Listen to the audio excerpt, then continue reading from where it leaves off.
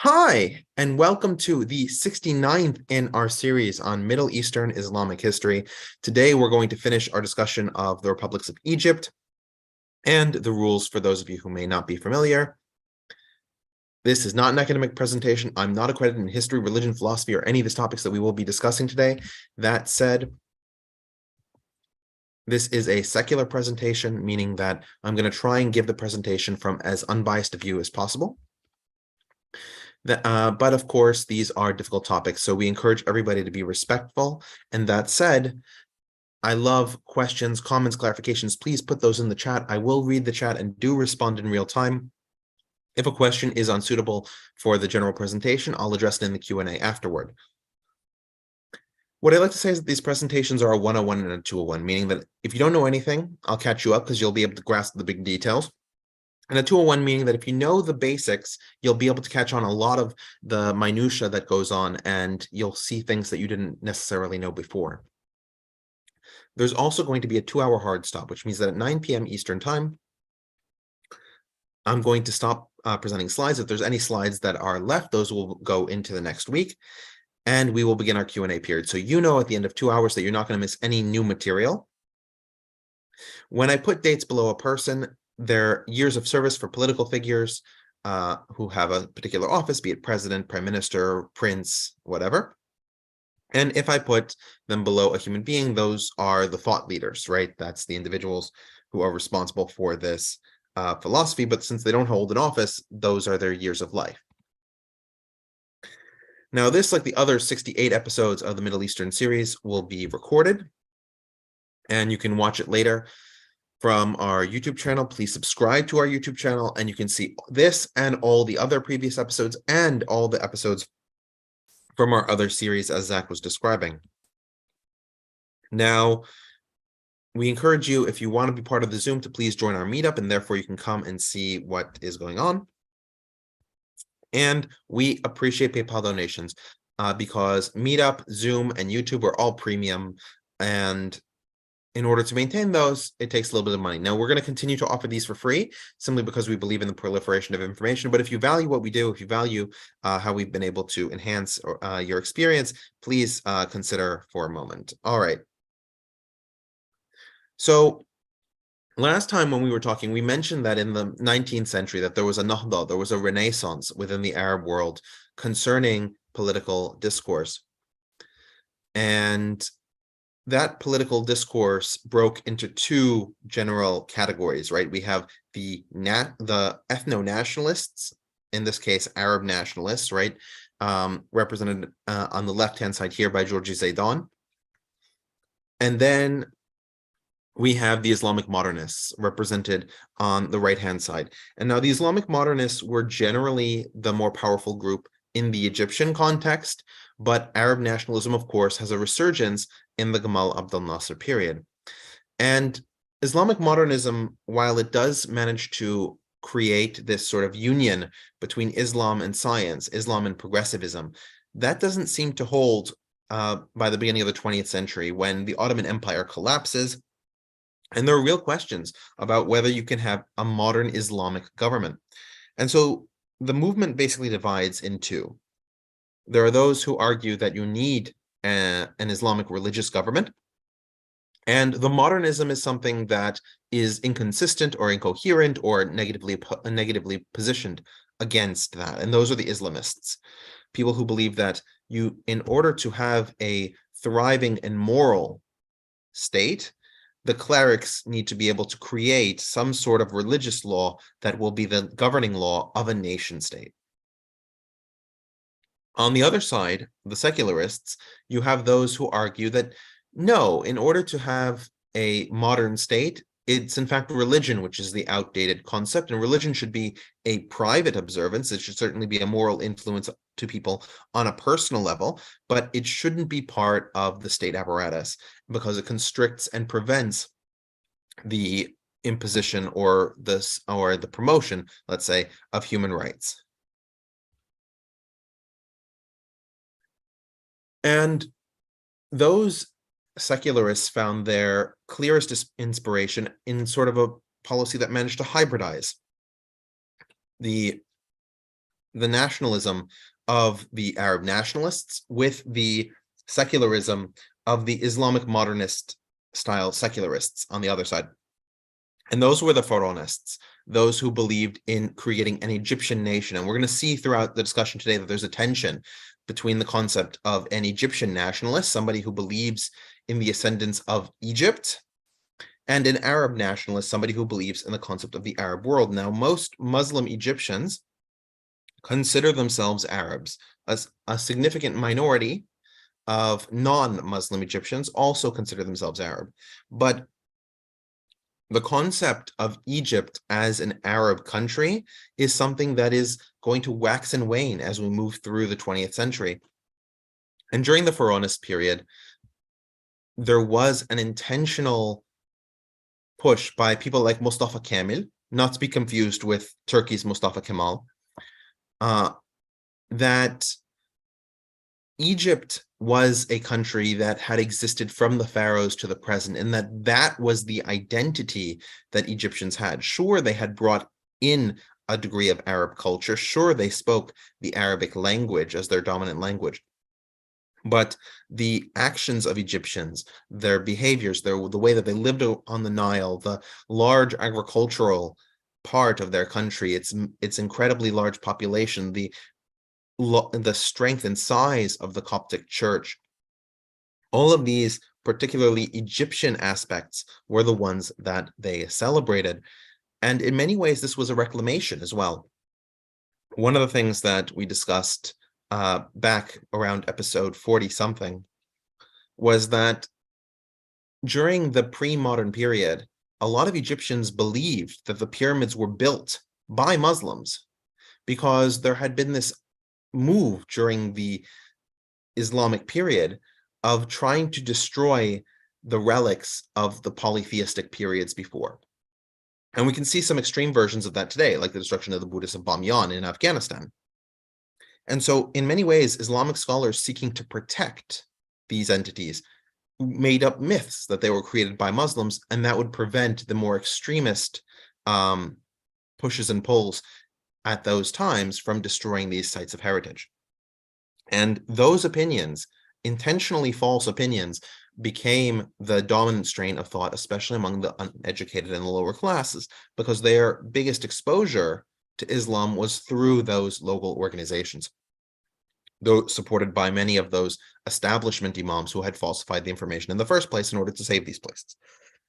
And so there was a rediscovery by the Pharaonists of what Egyptian heritage was and how ancient it was and how connected it was to the modern spirit of Egypt. In fact, the majority of Egyptians did not consider themselves Arab as a primary identity until after World War II.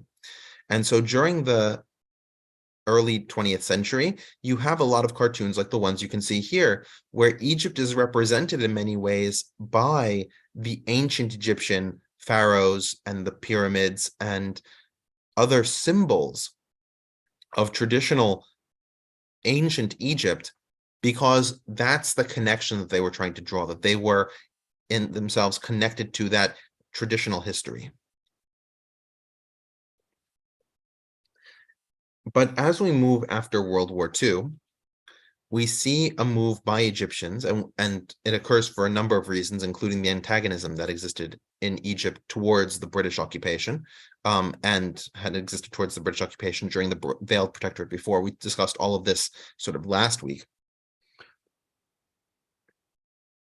Egypt comes under the control of the free officers, and the free officers themselves begin to have a pan-Arab perspective. And that pan-Arab perspective, we need to sort of understand and contextualize that. So that pan-Arab perspective was one in which they are left-wing relative to the Western-aligned monarchies, which are really the traditional way of governance in the Arab world, to this sort of new system. But we should understand that they're only left-wing in a Middle Eastern context. They're not left-wing in a Western context, because while they do support wealth redistribution, they support secular power and these sorts of structures, they are incredibly militaristic. They are opposed in many respects to freedom of speech and freedom of the press. They're opposed to the idea of a national consciousness, a national citizenship that is something that everybody can have as opposed to a specific ethnic group. And they are expansionist or imperialist, depending on your perception of those words. They want to increase the amount of territories under their control and unify more and more spaces. Now, of course, this unification is often given in an anti-imperialist context, correct? They're trying to understand this relationship that they have with the West, and the West as a set of imperial powers. And accordingly, the relationship that they're imagining is as a way to fight against the West. To put it in a context that is less anti-Western, let's say, the fundamental idea behind the European Union, in many respects, is that France, Germany, and other countries of Europe, which couldn't compete against the United States or Russia on their own from an economic perspective, from a social perspective, in the post-World War II era, they began to unite in order to create a coherent economic, social, and political bloc. Many pan-Arab nationalists saw their expansionism in much the same way as the Europeans saw the foundation of the European Union project. That said, the way they went about it was very different. And they did it from a nationally expansionist level as opposed to the use of international agreements. Now, when these revolutionaries came to power, they established a revolutionary command council, which empowered the 14 of these officers, most of them from the lower level, with one exception, Mohammed Naguib, who became president of Egypt in 1952. And they centralized power in themselves and used the creation of a revolutionary tribunal to remove the historic political parties of Pharaohist Egypt, most importantly, the Wafd Party. And while they had certain allies that helped catapult them into power, like the Muslim Brotherhood, or like the Communist Democratic Movement for National Liberation, these movements were quickly thrown out and repressed as soon as the free officers had managed to coalesce strength behind their rule. They also ended the kingdom. Egypt, as we had talked about last time, had been ruled by the Alawiya dynasty, a dynasty of Albanian origin who spoke Turkish as their primary language, and had been in power since 1805. They ousted them in 1953, and that family still lives in exile in Europe. In fact, King Fuad II, you can see there, the little tyke, is still alive in Europe, and is the heir of the Alawiya dynasty. But of course, there is no movement in Egypt or outside of Egypt to bring him back to power. Now, Nasser begins to implement pan-Arab policies throughout his reign, and we're going to see some of them, and we're going to see the retrenchment of some of those later. He manages to alienate the communists actually rather quickly, and you can see this in the Kafar Dawar riots. In Kafar Dawar,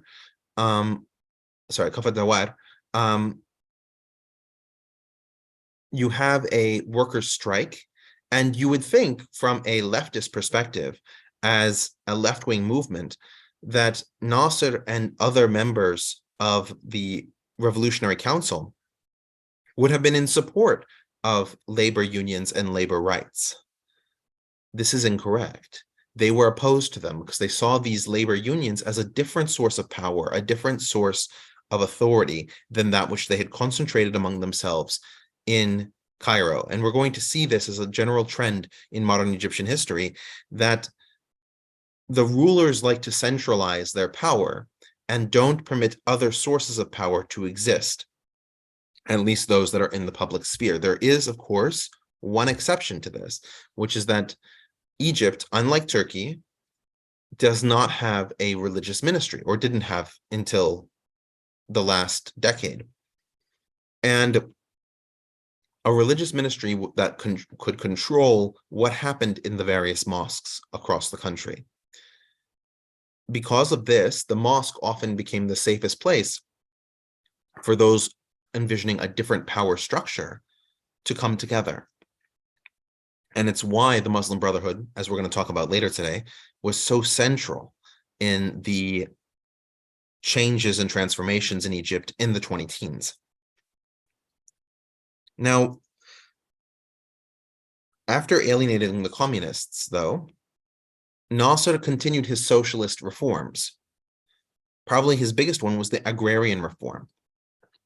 And this reform made a maximum amount of land that any particular individual could hold, meaning that a lot of the wealthiest landowners had to fork over significant portions of their land to the government, and the government redistributed these lands to poor Egyptians.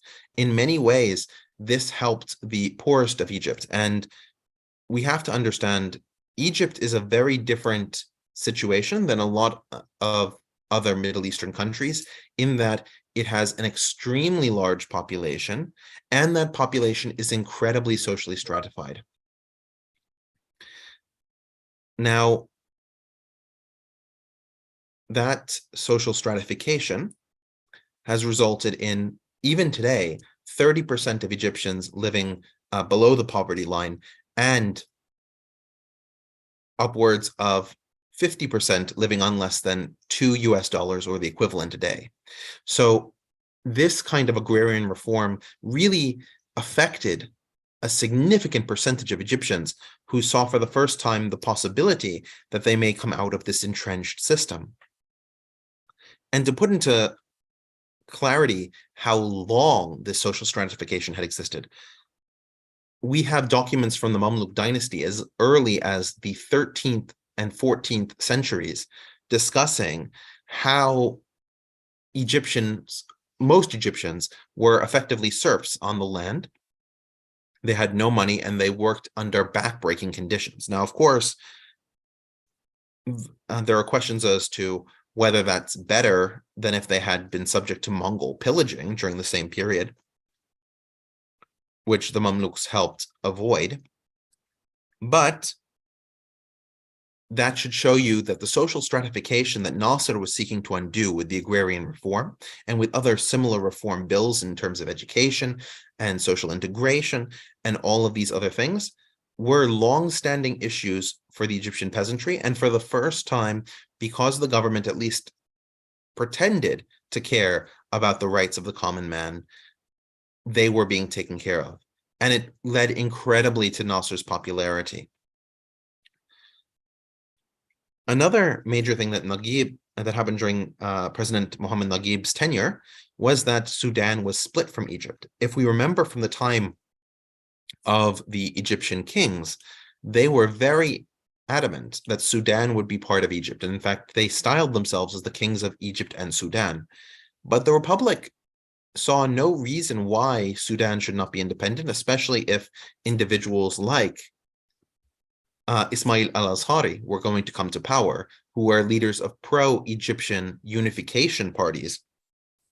And so Sudan would become independent in theory, and then either closely align or become part of Egypt. Now, when al-Azhari took power, he actually discovered that the majority of Sudanese didn't want unification with Egypt. And so his policy became more independence-minded, but still relatively friendly with Egypt until the political system that he had espoused was overthrown in 1969, 1970 by Namiri. But we'll talk about that some other time, hopefully. Now, Nasser also consolidated political power within the cadre of the Revolutionary Command. And in 1954, he was able to use that to arrest Mohammed Naguib and rule directly in his own name.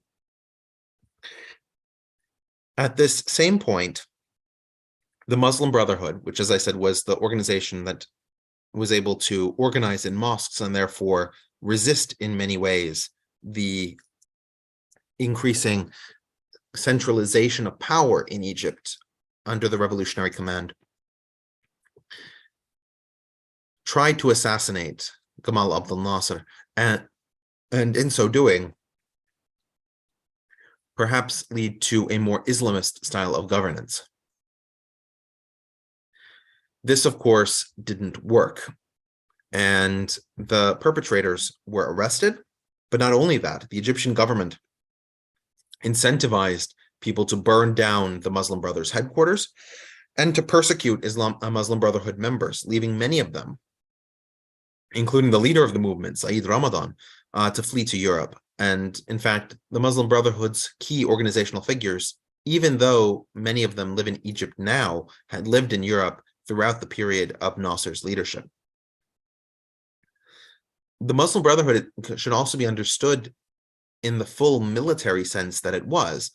They had sent their own guerrilla fighters to fight in the Arab-Israeli War of 1948. They were not under the Egyptian command. They operated entirely independently. They lost a significant number of battles with the Israelis, but the Israelis had much better training and organization.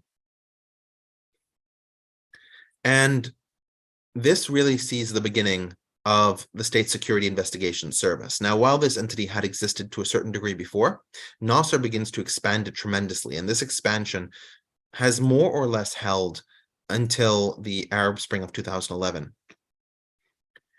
This agency was an internal spying agency, very similar to what you would see in most totalitarian regimes in, for example, the Soviet Union or Nazi Germany, a secret police that would report on the activities and dealings, especially of people considered to be possible threats to the state. The State Security Investigation Service also arrested people without trial, without any meaningful form of evidence arrayed against them, put them in torture sites and black sites throughout the country, and was labeled incorrectly, actually, because the Mukhabarat is something else, as the Mukhabarat. Most Egyptians were incredibly fearful of this organization and its power to completely uproot people's lives. And we're going to see instances of the State Security Investigation Service existing throughout Egypt, the Egyptian Republican period.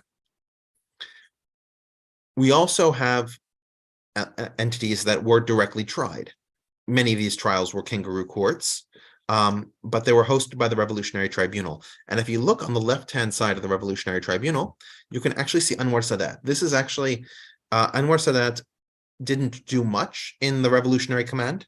In fact, many in the command didn't like him, but since he was a member, he had defected, he became part of the Revolutionary Tribunal, and this is where he began to become more and more aware of the political situation in Egypt under Nasser.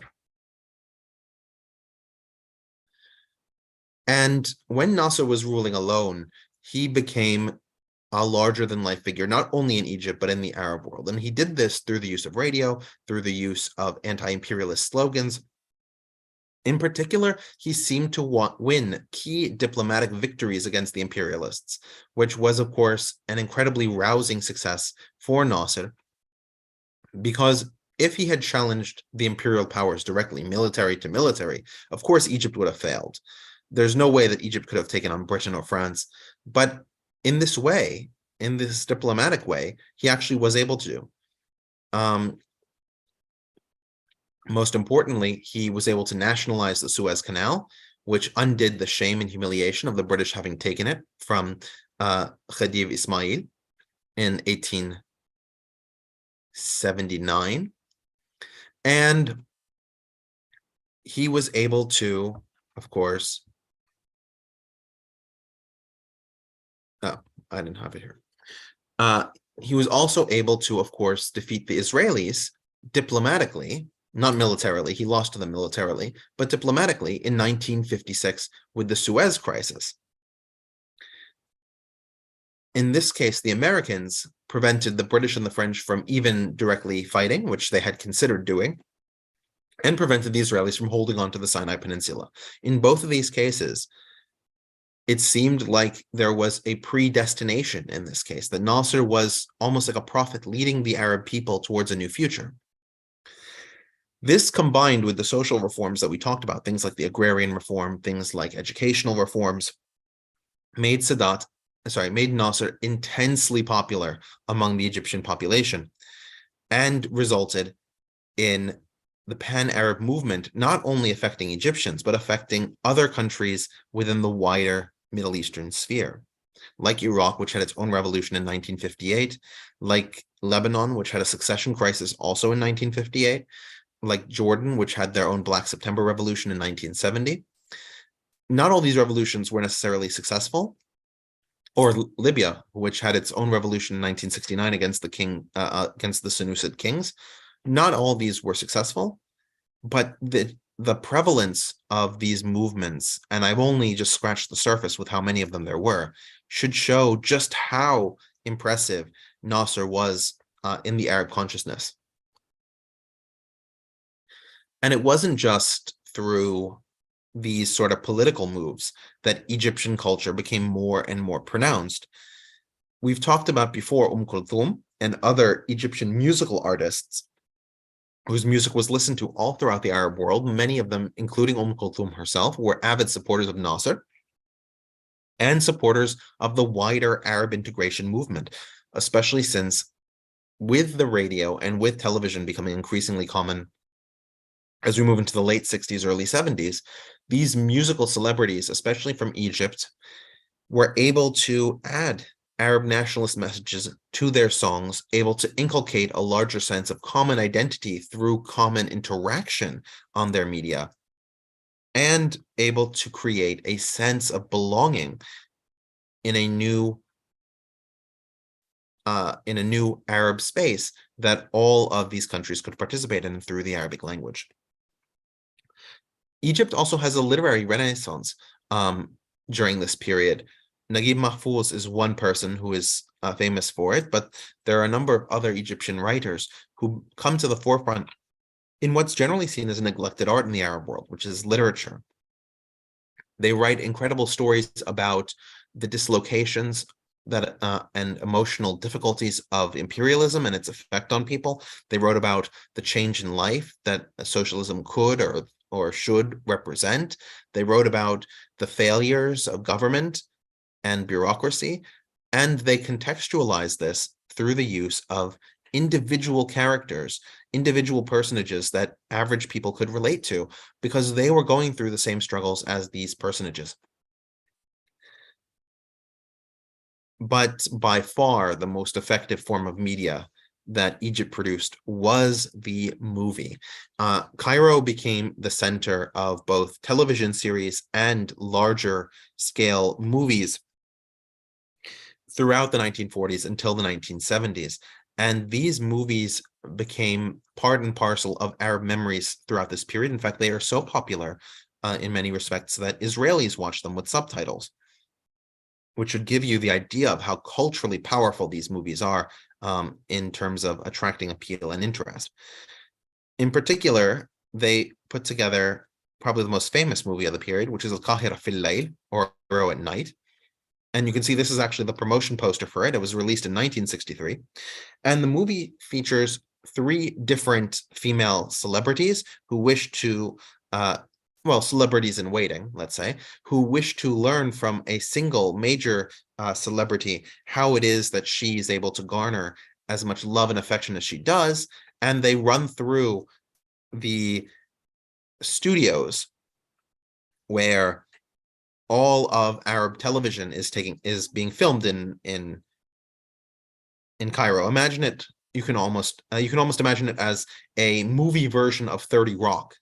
The American TV series, where they're sort of running through the different areas where different people are practicing, different television stars, different singers and actors, and they all seem to make these cameos in the production. No expense was spared. It received critical acclaim within the Arab world and was something that in many cases showed the cinematic development and organization that existed in Egypt and the high level of cultural prestige that it meant to be an Egyptian in this wider Arab context.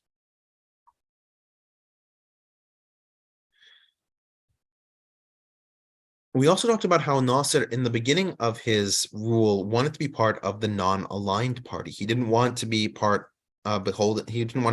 to the West, as the Alawiya dynasty had been.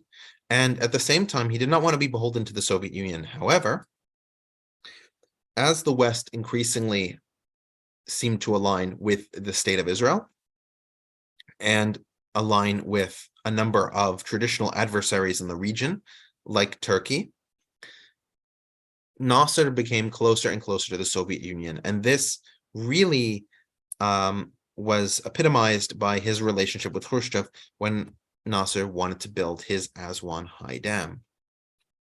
And we talked about how momentous this creation was. And it's important for three major reasons. The first, of course, is that it made Egypt a power generator, especially in the regions of Upper Egypt, that's southern Egypt, where power was much more difficult to get from the northern areas, which could be more easily interconnected with the Mediterranean and wider power spaces that have been electrified during the Veiled Protectorate and during the British control. Now, another one of these major reasons is that it was another blow to the claim that imperialists could control the future of Egypt. Through the building of the Aswan High Dam, Nasser showed that Egyptians were able to take control of their own destiny, provide for their own needs, and therefore effectively control the Nile River, the most powerful engine of commercial progress in Egypt. And the final piece is that it allowed for the irrigation and electrification of significantly more arable land in Egypt. It's estimated that the quantity of arable land in Egypt increased by 30% without the annual floods of the Nile that would have rendered significant areas where you couldn't build permanent settlement because those would be washed away every spring. So the Aswan High Dam showed to many Egyptians the power that Egypt could bring to bear, and it deepened the relationship between Nasser and Khrushchev and the wider, and put Egypt more and more firmly in the Soviet sphere.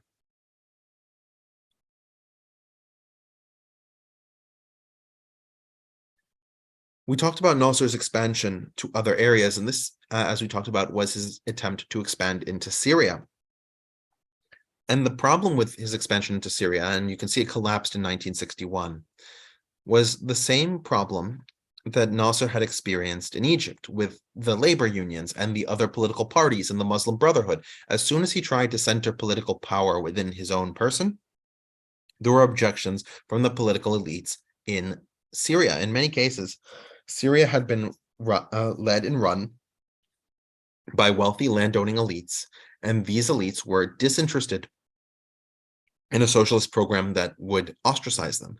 Even the Ba'ath Party, which was a party that was also Arab socialist and Arab nationalist, could not agree with Nasser, could not simply echo everything that he was saying, and they had a diverse set of opinions, which led to Nasser shutting them down too. After 3 years of this, the Syrians simply had enough, and we're going to talk about these conditions in April in much more detail when we talk about Syrian history. But the Syrians forcibly ejected Nasser and his Egyptians in order to reclaim their own traditional systems of governance. Unfortunately, those wouldn't last because of the coup in 1970 by Hafiz al-Assad, the father of the current ruler, Bashar al-Assad. We talked about the Lebanon crisis.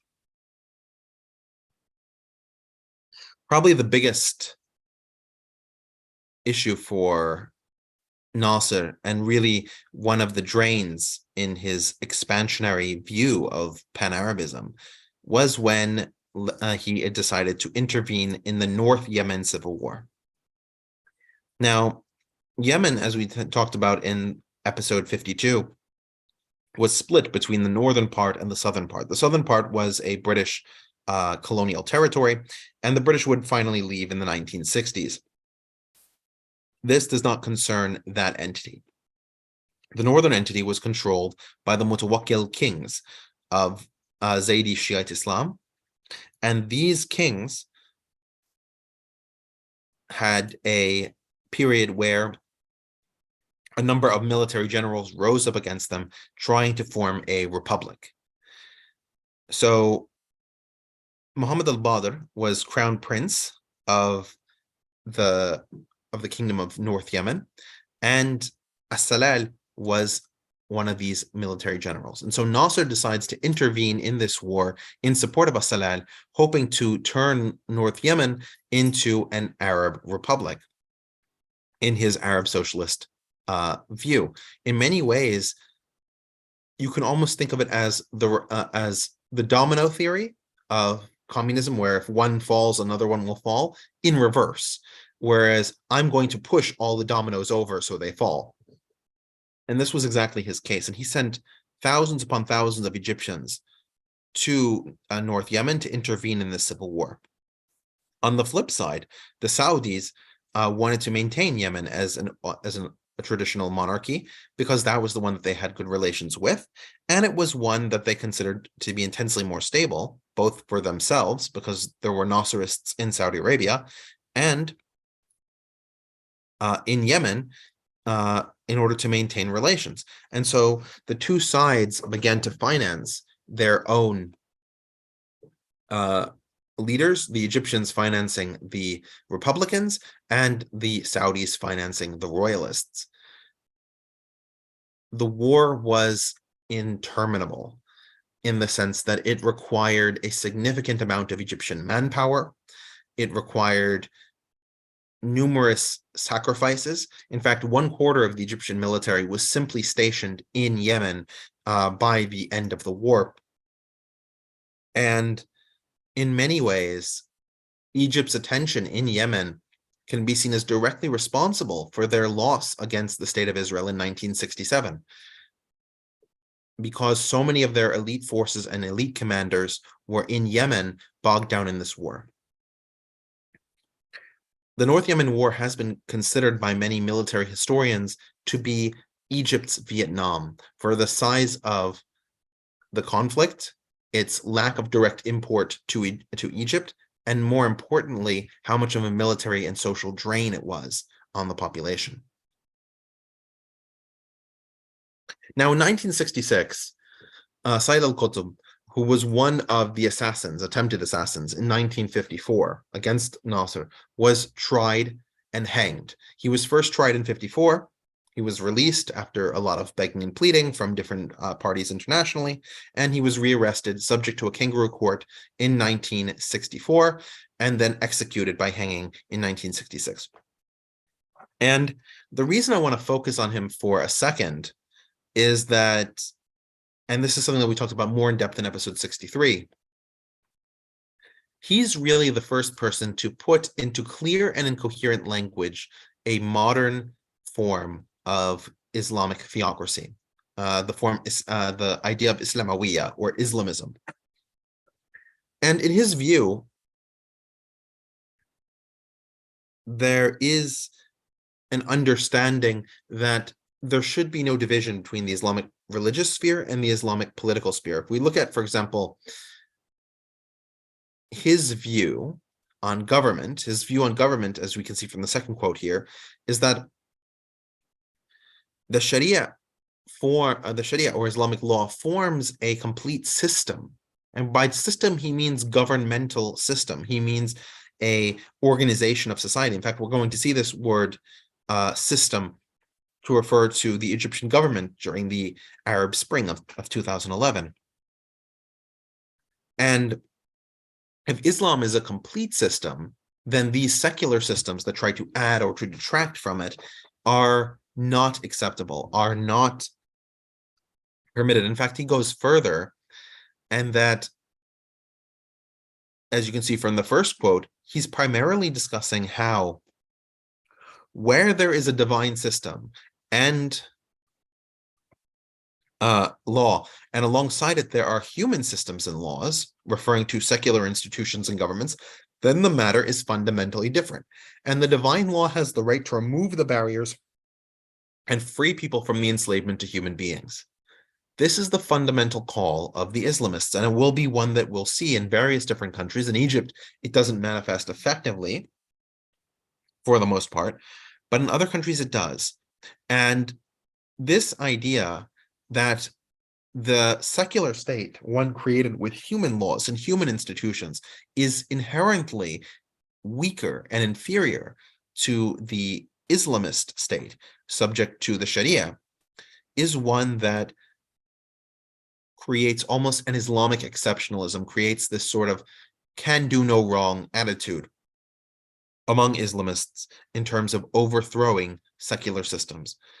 And this becomes a cultural touchstone in the Islamist book, which is why Islamists were never able and never willing to confer any legitimacy on the governments of the Revolutionary Command, of Nasser, and of his successors. In their view, all of those governments are, from a basal organizational perspective, incorrect in terms of the organization of government. And this, of course, well, again, we're going to talk about Arab Spring in several minutes. This made those groups intensely popular because at no point did they support any of the problems that were going to come about as a result of these secular systems. Whereas liberals, nationalists, and others, to a certain extent, agreed that the secular governments were legitimate. Now, the Six-Day War was an abject humiliation for Egypt. But I want to point a few things out first. One of the things that's interesting here is that the Six-Day War meant a lot to the Arab national consciousness, meant a lot to the Egyptian position in the Arab world, primarily because Egypt had made Israel that sort of position, that Egypt had represented Israel as the imperialist thorn in the Arab eye. And there's not necessarily the case that it needed to be perceived that way. In fact, we have recollections from Israeli commanders who spoke to Nasser himself around the time of the 1948 war, before the Free Officers' Coup of 1952. And Nasser at that time was incredibly amazed by what the Israelis had done in throwing off the British colonialist yoke and being able to establish an independent country of their own, being able to attract foreign investment and development. And in many ways, Egypt, especially if Egypt had adopted a Pharaonist stance, Egypt and Israel could have been strong allies in opposing the Western imperialist drive to control more of the Middle East that had existed at the end of World War II. But because of Egypt's Arab nationalist orientation, Nasser made Israel and the defeat of Israel a focal point of his legitimacy. He considered that the fact that Israel disconnected physically the lands of Arab Africa, that's North African countries, and the lands of Arab Middle East, that's the other Middle Eastern countries except for Turkey and Iran, that Israel was itself a literal thorn in the Arab dream, a dream which is itself, ironically, imperialist, of a very different nature. But of course, we know that such physical impediments don't stop large empires naturally. We see, for example, that NATO was created with numerous chinks in its armor. Portugal and France, for example, didn't have NATO connection through Spain for 2 decades. We also see countries like Pakistan, which had 2 bifurcated halves for 2 decades and only broke up because of an internal violence, not because of an external threat. That violence, by the way, was a genocide. But the point that I'm making is that Israel's physical position and its non-Arab nature were not ones that necessarily would have compelled them into a direct confrontation with Egypt or with the Arab socialist or pan-Arab project. But because Nasser had framed this in this way and had spoken endlessly on the radio and had set up numerous different forms of attack leading to Israel's preemptive strike, the Israeli clear and coherent victory in this campaign was itself something that threw the pan-Arab experiment into a death spiral, which had already started with the failure of the unification of Syria, which had started with the failures in Yemen, which had started with the failure of Iraq to join the movement, and many others. There's a question here. Can you speak to the USSR Stalin v. Khrushchev vis-a-vis Israel and Egypt between 49 and 54? Absolutely. So we have this period starting in 1949 with, 1948 with Israel's establishment. And at the point of Israel's establishment, it looks to many Soviet observers that Israel is going to become a communist country because of the proliferation of kibbutzim, the nationalized labor union, or the Histadrut. Many of these Israeli organizations look a lot more socialist in 1948 than Egypt does in 1948. Remember, this is before the Free Officers' coup. This is when Egypt is still ruled by a philandering king who hoards intense amounts of wealth in an extremely wealth unequal society. And so the Soviets made the choice to support the state of Israel and provided arms from the Czechoslovaks. Now, to put in perspective where the West was, the United States was maintaining an arms embargo on both Israel and any Arab militants in the former Mandate of Palestine, which should show you where the West was and how they perceived the possibility of Israel's growth and development. Now, Israel was successful in the war and maintained good relations with the Soviets initially. But as we get into the later periods of Stalin's reign, he died in 1953, the USSR became more and more disillusioned with Israel. Israel reached out to Britain and France in order to secure its position in the Middle East, especially when it came to all of its neighbors, with the exception of Jordan, taking a very hostile attitude towards it. Jordan had gone to war with Israel, but it was sort of a lukewarm war, and there were a lot of under-the-table negotiations, as we talked about in our Palestinian episodes. And then, when Khrushchev takes power, he sees an opening for Egypt, which has joined the non-aligned movement, and therefore might be open to Soviet expansion into the region, especially to counter Western interests. And his argument of anti-imperialism, his argument of promoting social rights like land redistribution over personal rights is very sympathetic in an Egyptian context and led to a deepening of that alliance. As a result, the West became more deeply invested in Israel, and the Six-Day War in 1967 really puts the West in a position where the United States becomes Israel's primary backer, and the conflict becomes much more static in terms of its Cold War organization.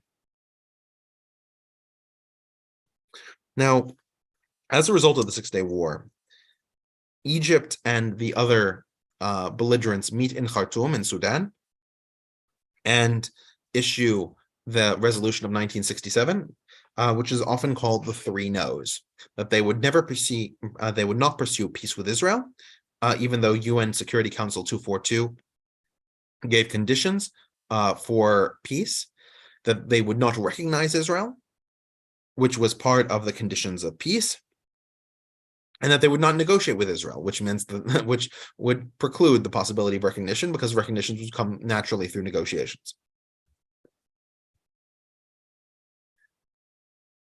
If we want to investigate what happened during the war, Israel's Six-Day War actually is 3 different 2-day wars that occur in sequence. The reason for this is that Israel did not have enough soldiers to and a large enough air force to attack all 3 fronts, the Egyptian front, the Jordanian front, and the Syrian front at the same time. So they attacked the Egyptian front for 2 days, they attacked the Jordanian front for 2 days, and the Syrian front after that for 2 days. So if we focus on the 2 days of war against the Egyptians, the Israelis struck first after the Egyptians had done an attempt to blockade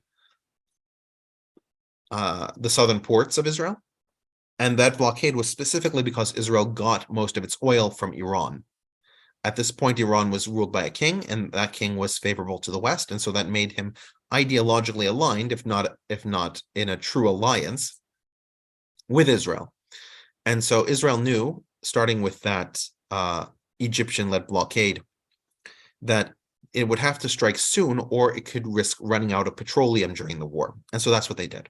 They attacked the Egyptian Air Force on the tarmac. They destroyed about 2/3 of the Egyptian Air Force, guaranteeing Israeli air superiority.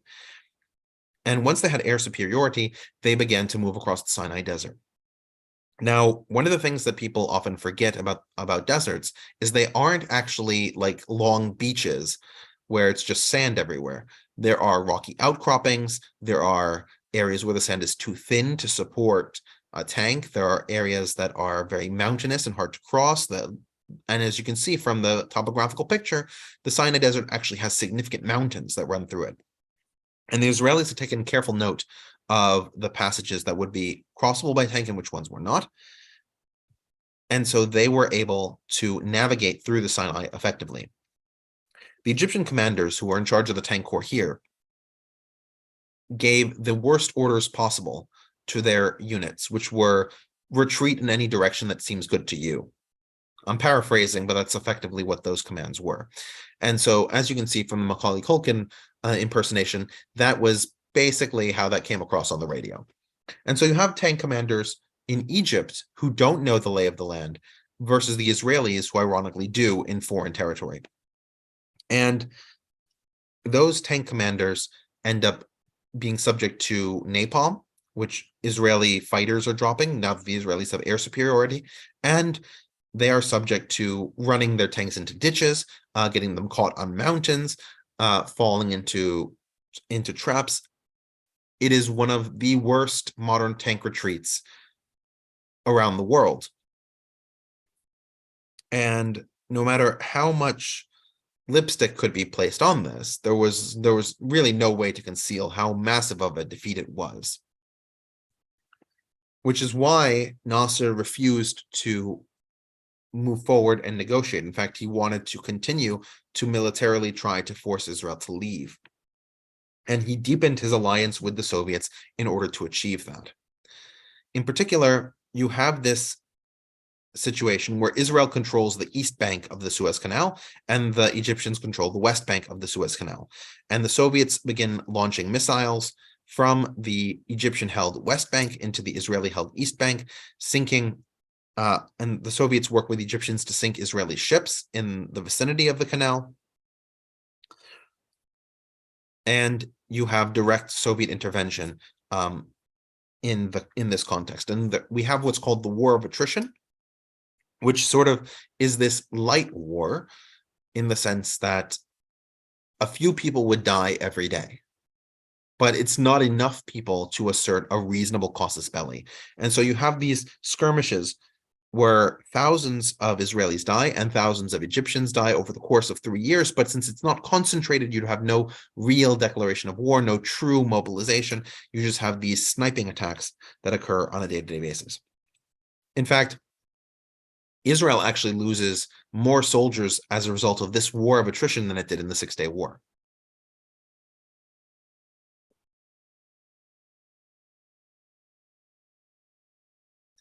This is also the only time that soldiers from the Cold War powers, the United States and the Soviet Union, in this case, it's the Soviet Union, but this is the only case where they are directly implicated in the Israeli-Palestinian conflict, where you have Soviet soldiers actually firing on Israeli positions.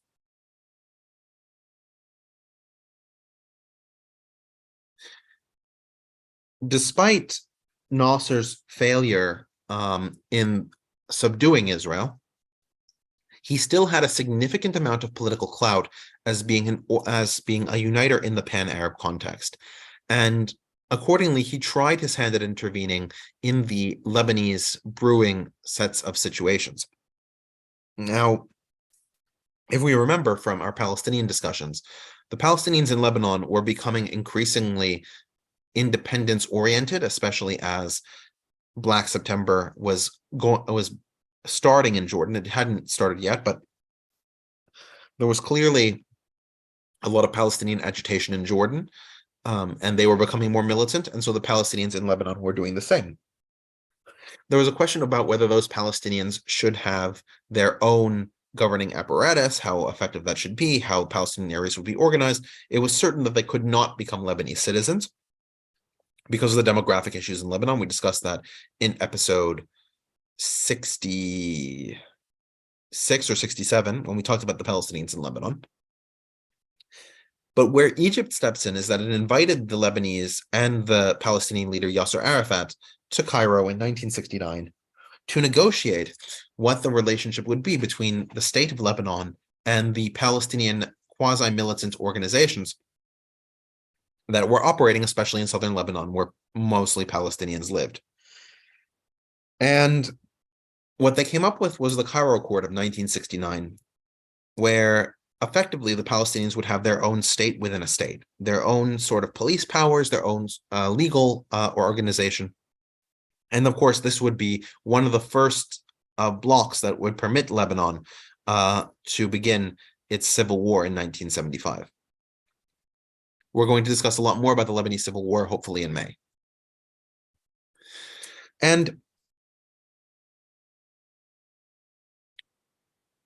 Nasser dies in 1970, and you have this contention for who would rule Egypt now that Nasser was gone. The reason that Sadat became president was that he happened to be vice president at the time that Nasser died. Now, I should stress that the reason he had the vice presidency is not because Nasser liked him or that Nasser agreed with him. It's just that every other member of the 14-person coalition, other than himself and Mohammed Naguib, who was under house arrest, or the ones that had died, had been a vice president of his at some point. So Anwar Sadat was simply the last one in.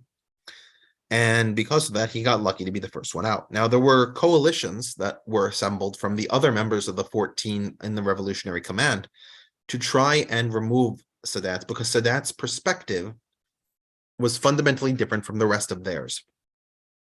There are two major points that separate Sadat from the other members of the coalition. The first is that he did not really believe that strongly in socialism. He had seen the experiment that Nasser had made. It had cost Egypt a significant amount of money to put it forward. It didn't create a coherent power base, because while the throngs in the street are nice, they can't really do much for you in political terms. And the second major issue is that he saw, in much the same way that the Pharaonists had, that his primary duty was to Egypt, not to the Arab world.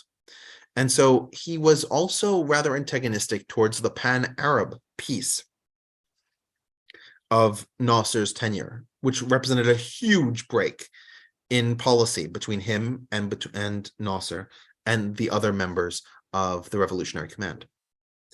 In fact, what he pursues and what other leaders in the Middle East pursue around this time in the 1970s, like Hafez al-Assad, is what I call Caudillo-ization. They justify the legitimacy behind their government not based on any high-minded ideals of Pan-Arabism, on socialism, on a place on the international sphere as anti-imperialist. They may use this rhetoric time to time, but they don't genuinely believe it. And they make no secret of the fact that they don't genuinely believe it. They're using it for whatever ends it achieves them as a political leader, and they do so openly. We also see them justifying their right to power on the fact that they are militarily organized and that they have the guns. It's a very simplistic, despotic style of legitimation, but it is one that is effective.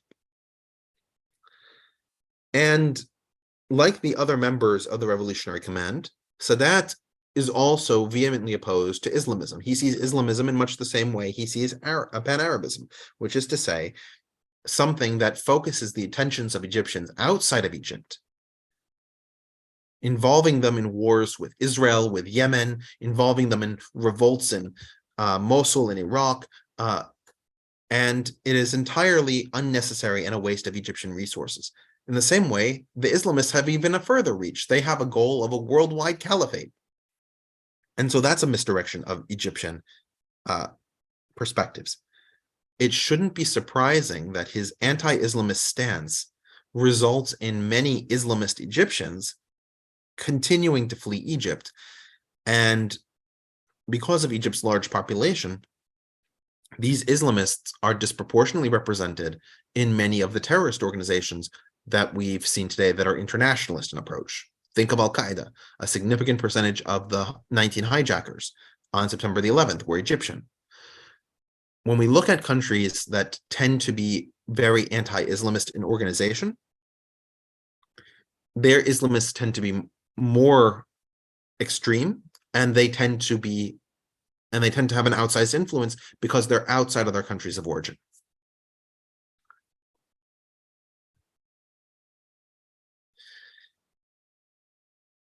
So Sadat focuses his regime on undoing what Nasser had done with regards to the Sinai Peninsula, which is effectively give it to Israel. And he does reach through background channels to try negotiating with Israel. The Israelis don't seem terribly interested. And so he decides to go to war. And in 1973, he reaches out to the Syrians, and the two of them begin a surprise attack on the state of Israel by advancing against the east bank of the Suez Canal. You can see in Operation Badr, which was the first operation of the Egyptians opening the war, they built a pontoon bridge across the canal, and they got their soldiers to the east bank and were able to almost entirely take the east bank of the Suez Canal. And they were continuing their advance for a few days before the Israelis were able to effectively organize their own position. Part of that organization was to reach out to the United States to make sure that a consistent amount of weapons would flow into Egypt. So a consistent array of weapons would flow into Israel, so that way Israel could defend its positions in the Sinai and in the Golan Heights. With that incoming stream of weapons from the United States and the disinterest the Soviets had in pressing the Egyptian advance at this point, the Israelis were able to take a counteroffensive and hold Egyptian territory until the Egyptians were willing to take a ceasefire. There are a few points worth making about the war from an Egyptian perspective. Sadat was deeply ashamed of the fact that he couldn't convince the Soviet Union to support him in this war against Israel. The Soviets had basically given up after the war of attrition. They had seen too many of their own come back in body bags. It hadn't been that many relative to other campaigns, but they couldn't justify it to their population, or at least to their own internal command. And they didn't want to participate in this Egyptian invasion of Israel. I think there was also a certain degree that the Soviets were afraid that they would antagonize the Americans if they directly intervened. So they didn't, which meant that Egypt was alone. And it meant that Sadat was going to reconsider his relationship with the Soviet Union, because their failure to support him ultimately led to the Israelis continuing to hold the Sinai Peninsula. The next thing to point out is that the early days of the war in October, because this war took place in the month of October of 1973, so it was less than 1 month long. But in the early few days of the war, the Egyptians had advanced successfully across the river. They held Israeli positions, and they were only forced out later because the Israelis crossed the Suez Canal and encircled the Eighth Army. This meant that from the leadership perspective, this defeat could be packaged as a victory. Remember that in 1956, Nasser actually lost every military engagement he had with the Israelis in the Sinai Peninsula. It was the fact that the Americans won diplomatically and forced the Israelis out of the Sinai Peninsula diplomatically in 1956. He could package that war as a victory, and people ate it up. And in the same way, this war in 1973, despite it being a military loss at the end, those initial victories restored faith in the Egyptian military apparatus, and Sadat could use that as an effective buoy for his own popularity. Not that he would have much. Now, we now have to sort of see where Egypt is relative to other places in the Arab world. And while Egypt is no longer pursuing an Arab unification project, some other members of the Arab world are. Muammar Gaddafi, Muammar Gaddafi had taken power in Libya in 1969, overthrowing King Idris, and he was an Arab socialist, much in the mold of Nasser. And so he was a strong supporter of what was called the Federation of Arab Republics, which was a creation that would lead to all the Arab states, Libya, Egypt, and Syria first, and then later others, coming together into one united Arab country. Now, Egypt became increasingly disinterested in this project as it moved further and further along the internal reforms that Anwar Sadat promulgated, which we'll get to in a bit. But because of Egypt's increasingly pro-Western orientation and their orientation away from the Arab Socialist Project, this became a source of antagonism between Gaddafi and between Anwar Sadat. So we begin to see, starting especially in 1976 and into 1977, that we start to have proxy wars between the Libyans and the Egyptians. Each one would support militants in the other's country in order to promote their own sense of control and power. Now, in 1973, we start seeing this with Muammar Gaddafi giving funding to the Muslim Brotherhood, which of course began to deeply anger Anwar Sadat, and you begin to see these sort of similar actions. By the beginning of 1977, we begin seeing the Egyptians moving military batteries to their border with Libya, especially along the Mediterranean Sea, where most of the connectivity is. And the Libyans respond in suit by sending tanks to the border as well. We also see repression within Libya towards Egyptians, Egyptian workers who are disproportionately represented in Libya, because we have to remember the Egyptian population at this point is about 7 times the population of Libya, maybe even more. Libyans begin to, with the permission of Gaddafi, repress and antagonize the Egyptian worker population. And this also gets further strains the relationship between the two parties. As a last-ditch effort to try and force Egypt to unify with Libya, Libyans simply marched across the border, and the Egyptians promptly arrested them. You can see those protesters being arrested in the center picture there. And seeing no way to force Egypt's hand diplomatically, for what it's worth, in the 21st of July of 1977, the Libyans invaded Western Egypt and took the town of Salom, which is very close to the Libyan-Egyptian border. The Egyptians responded, and in less than 3 days, the war itself was 4 days long, but in less than 3 days, they were back on the Libyan side of the border and marching in the direction of Benghazi. At that point, the two sides came together and signed a ceasefire that had been negotiated. And there are a lot of questions as to why Sadat stopped there as opposed to actually overthrowing the Libyan government, which he was perfectly capable of doing, and that we see that he had significant plans to achieve. The general position is that the Americans, with whom Sadat was increasingly connected, were disinterested in overthrowing the Libyan government at the time and didn't see an Egyptian sprawling war in Libya as going to be successful in creating a stable Middle East, because there would be a long-term diversion of Egyptian soldiers. And as Egypt was moving more and more into the Western sphere, culminating, of course, with, in 2 years, the Egyptian-Israeli peace treaty, it didn't make sense to weaken Egypt at the point when Egypt would need to have a very strong and effective military. This, of course, this 4-day war, or the Egyptian-Libyan war, depending on how you'd call it, is often considered a Cold War proxy war, because Egypt was increasingly supported by the Americans and Libya increasingly supported by the Soviets during this period. So why was Egypt increasingly supported by the Americans? Because of his economic programs and his peace and security programs that seemed to sit opposite the intents of the Soviet Union. Now, we mentioned that he was disturbed by the fact that the Soviets didn't support him in his war against Israel in 1973.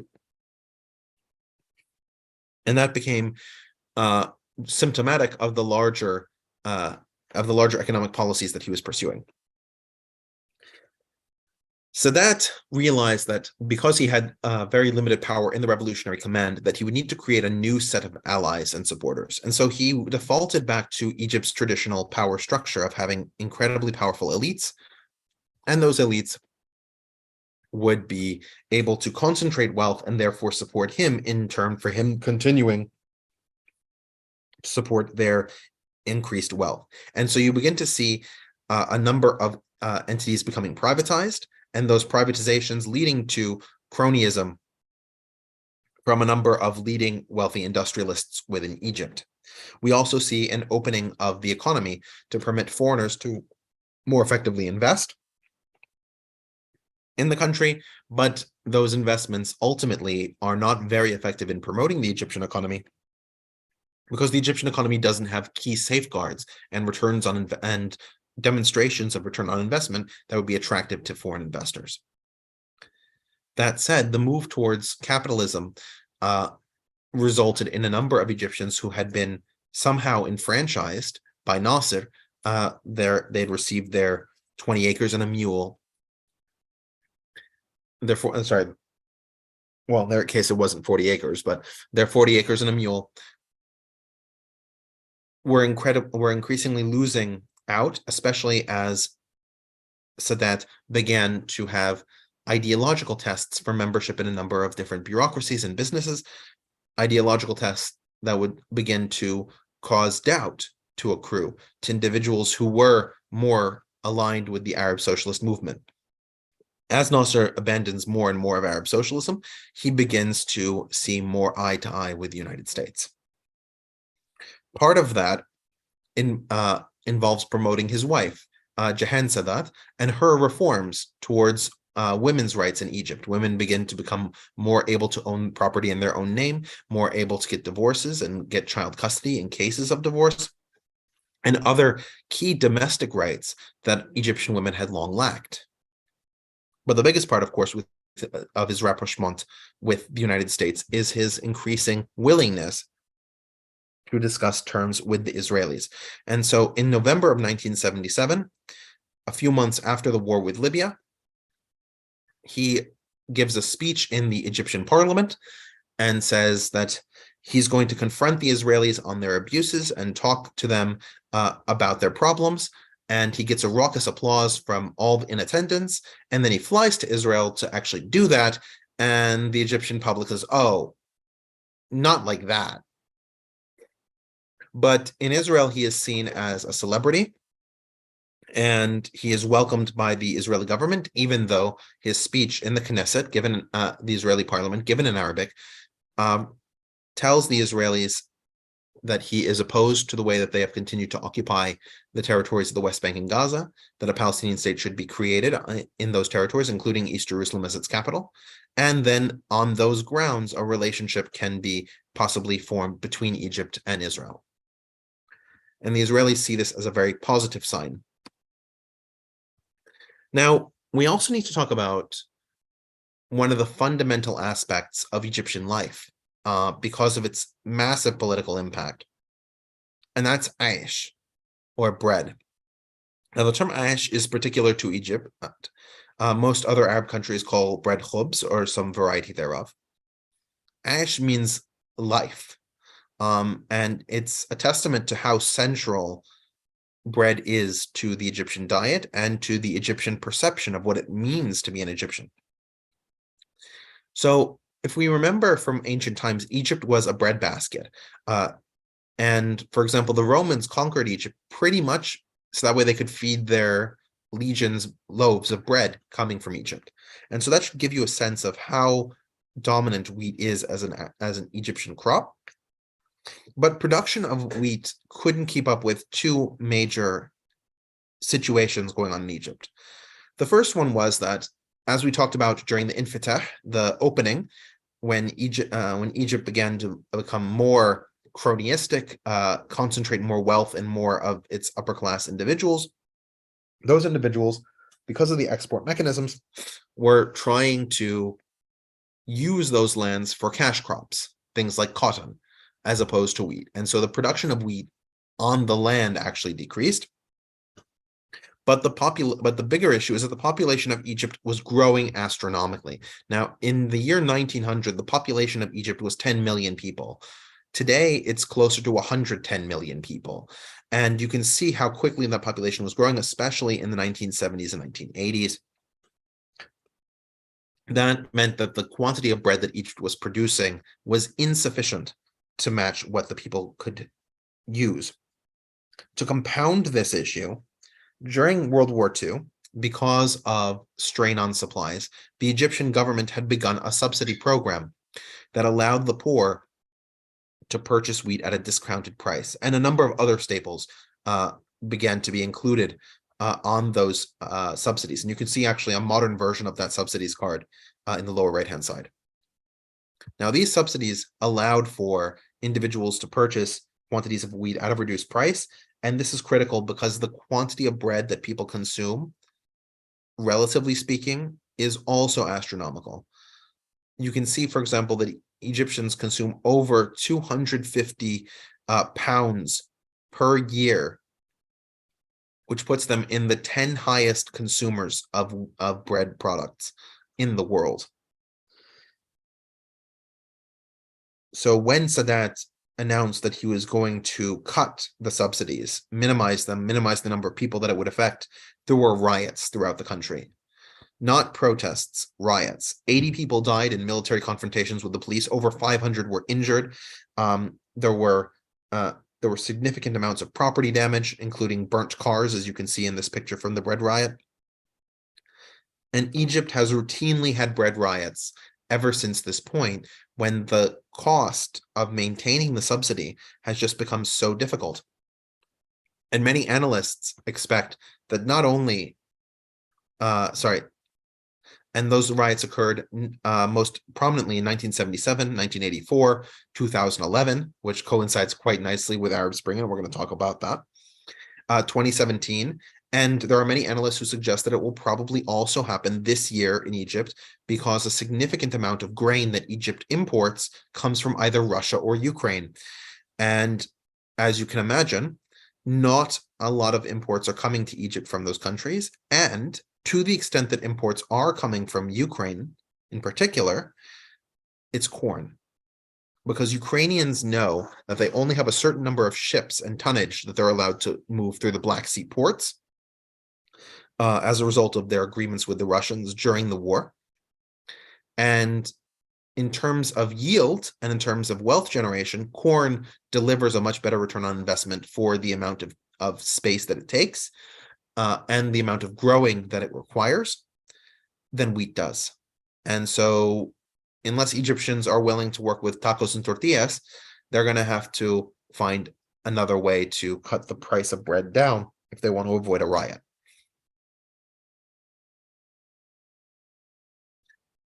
So Sadat also felt the need to get the Sinai Peninsula back as soon as possible because the Israelis were already beginning to build settlements in the Sinai Peninsula. And so his actions to get a peace treaty signed in 1978 and 1979 were more than just to gain the Americans' favor, but it was to make sure that when the Egyptians took the Sinai, that it was in Egyptian territory. And that's effectively what happened. President Carter oversaw the 1979 peace agreement, which, among other things, meant that Egypt would have to sell petroleum to Israel. And it meant that Egypt would have to coordinate with Israel when they move troops into the Sinai Peninsula. We'll talk a little bit about that soon. And Sadat's treaty effectively put the Sinai back in Israeli hands, but it did not touch Gaza. which had been Egyptian controlled before the war, and placed the onus on the Israelis to create a Palestinian state or Palestinian polity in that area. At the same time, in 1979, you have a shift where Iran stops being Western aligned and becomes the Islamic Republic. And so these two changes happen at the same time, which creates a seismic shift in Western influence in the Middle East, with Western influence shifting towards Egypt and Israel and away from Iran. At the same time, we see the Arab League react quite vociferously to Egypt's choice to make peace with Israel. And it results in their expulsion from the Arab League, and that organization effectively becomes rudderless. The leadership moves to, the organization moves to Tunisia, and the most powerful member of the organization is the Republic of Iraq, which is a country now, at this time in 1979, ruled by Saddam Hussein, which poses a lot of difficulties for unification arguments, because Saddam had very imperialist pretensions towards Kuwait, towards Saudi Arabia, and some of the other neighboring states. So now we should talk about one of Egypt's major reasons for signing the peace treaty with Israel, not just for the securing of the Sinai Peninsula, but also for the securing of the American alliance. And that alliance has held firm through much of the latter part of the 20th century and into the 21st. That the predominant alliance has been through military assistance. And you can see the military assistance has remained relatively flat, decreasing, but relatively flat. The economic assistance has decreased as time has gone on. But that military assistance was key in propping up the Egyptian government, because as Sadat became increasingly militaristic and Caudillo-ized, as I mentioned, the power of the Egyptian military was key for keeping the country organized and under his leadership. But the American assistance wasn't just strictly in military. And in fact, you can see numerous military exercises that both the Egyptians and Americans did together, called Exercise Bright Star. This is a picture from 1983 when Egyptian and American planes flew over the pyramids. But they also helped facilitate protection of the Suez Canal, medical care in Egypt, especially, for example, the polio vaccine, and helping to eradicate polio within Egypt. And the Americans tried, although this has been much more successful in Jordan than it was in Egypt, to create industrial zones in Egypt, like the QIZ, where Egyptians wouldn't be subject to taxes if they produced for foreign export. And these were connected in many ways to the agreement in, the peace treaty in 1979, because if they use Israeli components in the construction of their goods, of at least 11%, they can enter the U.S. market without duties either. Things like the QIZ and these economic benefits ended up really only helping the top tier of the population. The majority of Egyptians were not benefited by these policies, and many Egyptians have seen the Egypt-America alliance as primarily being one that ensures that power remains in the hands of the military leadership of the country, rather than one that ensures the long-term support and viability of the Egyptian people. Increasingly, we see the increasingly we see antipathy towards Sadat because of his peace treaty with Israel. All of the members of the Revolutionary Committee were opposed to the peace treaty, as were a significant percentage of Egyptians, who saw this as a treachery to the Arab cause and completely unacceptable. In 1981, Khalid Islambuli, you can see a picture of him sort of immortalized in the mural there, was marching in the commemorative parade, because every year after the Yom Kippur War, or the October War, or the Ramadan War, however you want to call it, the War of 1973, the Egyptians have a parade in the center of Cairo, and they have mock weapons demonstrating how successful they were in winning the early stages of the war. So Khalid Islambuli and several other members of Islamist groups attacked Anwar Sadat, as you can see in the picture. And Anwar Sadat was shot. He made it for a few hours to the hospital, but he was pronounced dead there. And this assassination had the possibility of changing the Egyptian situation. One of the interesting and there are a few sort of interesting notes about the assassination itself and its sort of direct aftermath. The first one is that a number of Islamist leaders who were arrested, including Islambuli, were executed, but some of them were not. And one of them was Ayman al-Zawahiri. You can see him on the left-hand side. He eventually would become the number 2 in Al-Qaeda and inherit the organization after Osama bin Laden was assassinated by the United States. Another interesting point is that this cemented Iran's dedication to Sunni Islamism, because remember that Iran's clerics are Shiites, and therefore the Islamism that they espouse for Iran is a Shiite Islamism that is exclusive of Sunnis. In fact, Tehran is the only major capital city with a Muslim population that has no Sunni mosques. But Islambuli was an Egyptian Sunni Islamist, and by supporting him, you can see this is actually a mural from Tehran of Islambuli at his trial. By supporting him, Iran became dedicated to the proposition of supporting Sunni Islamists as well as Shiite Islamists. Now, of course, there are points at which this doesn't work. For example, Iran never had a good alliance with the Taliban, despite the Taliban being a Sunni Islamist government that was generally anti-Soviet, just as Iran was. But it sort of points that they're willing to accept other ideologies that could align with them. Now, Hosni Mubarak takes power after about a month. There's a referendum on the 13th of October, so it's about a week after Sadat was assassinated. But the actual taking of power takes a little bit more time. And he takes power from a caretaker government. But what's interesting is that he doesn't come to power through an election. He comes to power through a referendum, where the referendum is, do you accept me as president, yes or no? And apparently he got enough yes votes, which is highly suspect, because Hosni Mubarak, despite being a leader in the Air Force, was not a terribly popular persona. And the reason for this highly suspect number is because the emergency law had been passed. Now, the emergency law had come into existence decades earlier. And in fact, most of Egyptian history has been under the emergency law. But Hosni Mubarak was one of the first people to really use it during a period of peacetime when Egypt had no external conflict.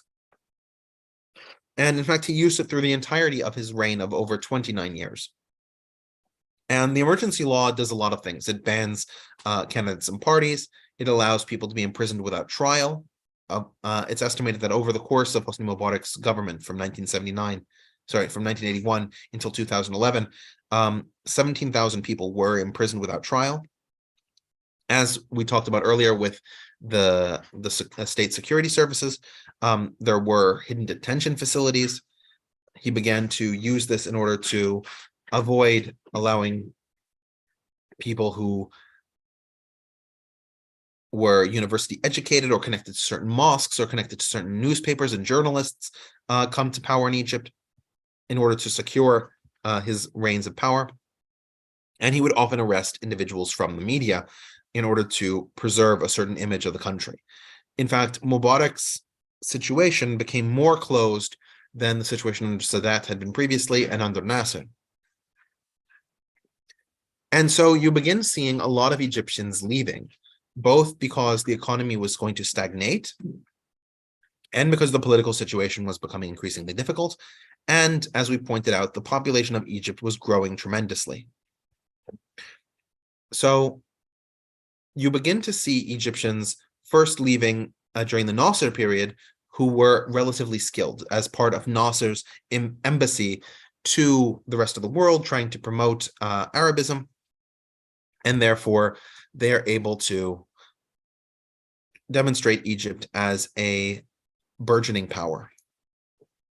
But during the Sadat period, you have a lot of low and mid-level expatriates that are going, especially to the Gulf countries where there is a need for labor.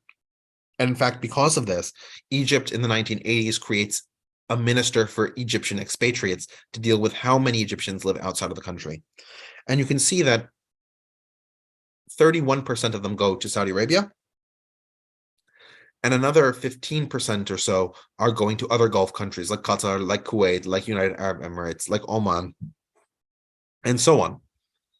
And these immigrants who go to the countries of of the Arabian Peninsula are often subject to kafala, which is the dominant form of management for these immigrants. Now, kafala provides, first of all, no route to permanent residency, let alone citizenship. They will remain Egyptians with no possibility of becoming locals, including their children.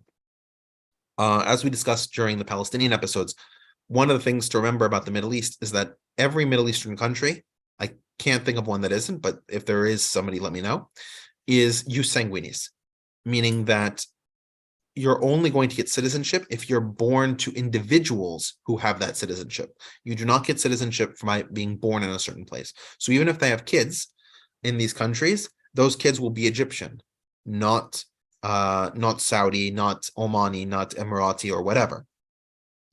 But there's no route to even permanent residency, let alone citizenship. And kafala puts a lot of responsibility and a lot of power in the hands of an employer. So that employer would be a sponsor and would file documents with the government permitting the immigration of this person. And if they want to change jobs, if the employee wants to quit and get a new job, they need a letter from their employer saying that they have no objection to them leaving. Which means that most employees know that they can't fight for a raise, they can't fight for better working conditions, they can't fight for changes in their environment, and are totally subject to the political whims of the leaders of those countries because they have no other way of seeking employment or permission to stay in the country if their employer doesn't support that. So this has become an incredibly difficult situation. Now, in the Mubarak period, there are very few changes that occur over the course of 30 years, and that stagnation is part of the reason why there was so much antipathy in 2011, because of how many things had changed in Egypt in terms of the population growing, in terms of people being more educated in schools, despite the fact that the schools were incredibly overcrowded, and the country as a whole was incredibly overcrowded. In some of the poorer areas, you would have a one-bedroom apartment that would be home to 7 people. But younger Egyptians were able to see what was going on in the rest of the world, and the fact that the rest of the world had moved forward while Egypt hadn't is something that they noticed quite quickly. But there are a few things to point out during this period. The first is, as I pointed out, the State Security Investigation Service became more mobilized during the Mubarak years, and individuals who were antithetical to the government were increasingly rounded up.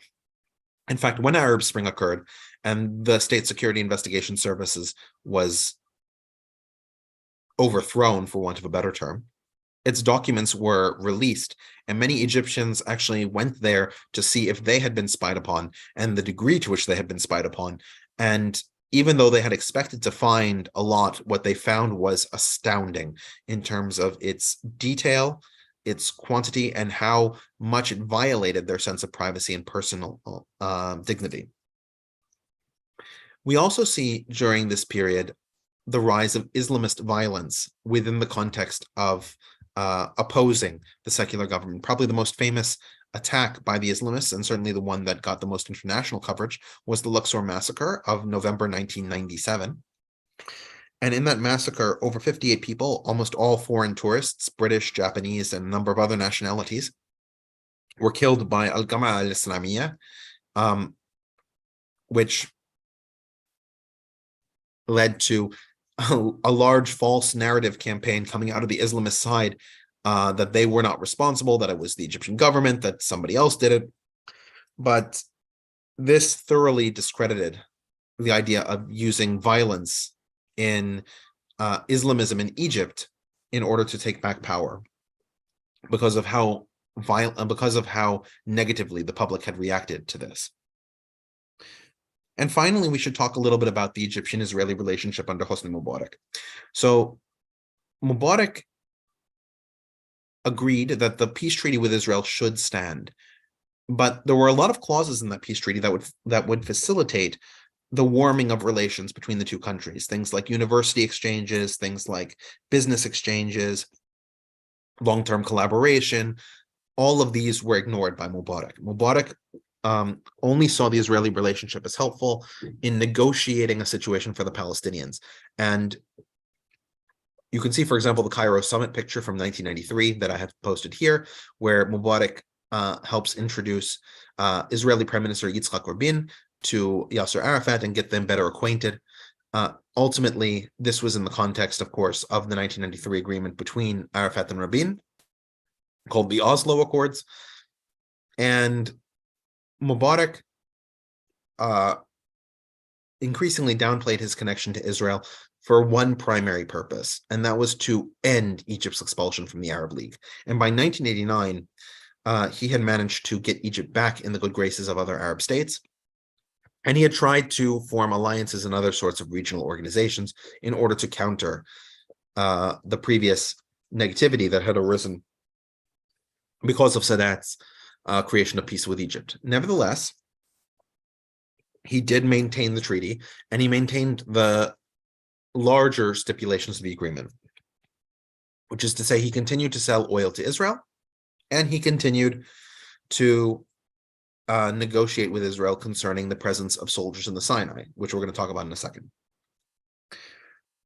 Another proof, for want of a better term, that Egypt was on the Arab side of the Arab-Israeli conflict, despite having a peace with Israel, is that Egypt became one of the largest proliferators of anti-Semitic content during Hosni Mubarak's reign of any of the Arab states, and that's saying quite a lot. While Hosni Mubarak himself did not directly control this aspect, it was certainly within his power, given the enforcement of the emergency law, that if he didn't want it, it wouldn't have been. And the Egyptian state-owned television network put together a number of specials, probably the most famous of them being Horseman Without a Horse in 2002. You can see a clip of that movie here, which portrays the protocols of the Elders of Zion as an actual historical event coordinated by a bunch of Jews. In this particular picture, you can't see all the menorahs that are lit around this room for, I don't know, reasons proving that they're Jewish, as if Jews use menorahs everywhere. And in this, it stresses the idea that Israel should be created in the Middle East to divide the Arabs, right? And it plays into the Nasserist point that by placing Israel between Arab Africa and Arab Middle East, that there can be no aspiration for Arab or Islamic unity if the Jews are able to get Palestine as an area of control. One other major piece that shows how shrewd Mubarak was in terms of negotiating the international stage was his relationship with the Americans. And when Iraq invaded Kuwait in 1990, Mubarak reached out to Bush Sr., and the two of them agreed that Mubarak would stand defiantly with the United States and with Kuwait against the Iraqi aggression, which was not necessarily the choice that a lot of Arab countries wanted to make. They wanted to sort of stay out. For example, Jordan, in fact, throughout most of the war, maintained a position of neutrality. But because Mubarak took such a pro-Gulfic stance, he was able to, A, legitimize the American military effort as being in line with Arab desires and needs, and B, he was able to further enhance the relationship between Egypt and the other Arabian states, especially Saudi Arabia, Qatar, Bahrain, UAE, and of course, when it became liberated again, Kuwait. Mubarak's stance, though, was not without its own casualties. There were over 150,000 Egyptians working in Iraq in 1990, and those Egyptians living in Iraq as guest workers were forcibly expelled, but not before being subject to an incredible amount of violence and persecution. You can also see that one of the advantages from an optics point of view is that because the Egyptians were pious Muslims, they're praying on the battlefield, like you can see in this Persian Gulf War picture, meant that the army was not some imperialist crusade, not some American-directed initiative, even though it certainly was to a certain American-directed initiative to a certain degree. But it brought it back to an internal debate in the Middle East about its own context, and had created a very different response within the Arab world than, for example, the Iraq War of 2003 would, which Mubarak took a very oppositional stance towards. Now, because of Egypt's participation in the Persian Gulf War, it was arguably the biggest winner of the Persian Gulf War, in that it had about half of its foreign debt erased.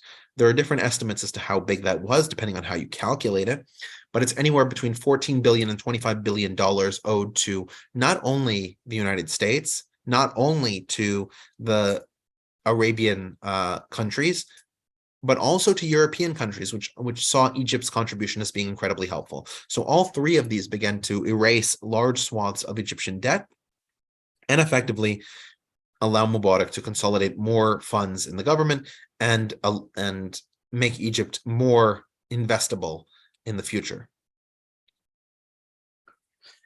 Now, if we remember from our Palestinian episode, in 2006, the Palestinians had a civil war and Hamas came to power in Gaza. And as a result of that, now Hamas, the Muslim Brotherhood's Egyptian wing, the Muslim Brotherhood's Palestinian wing, was now directly on the border with Egypt and had access to Egyptian-controlled areas, which meant that, of course, this was effectively a Muslim Brotherhood base right next to the Egyptian territory.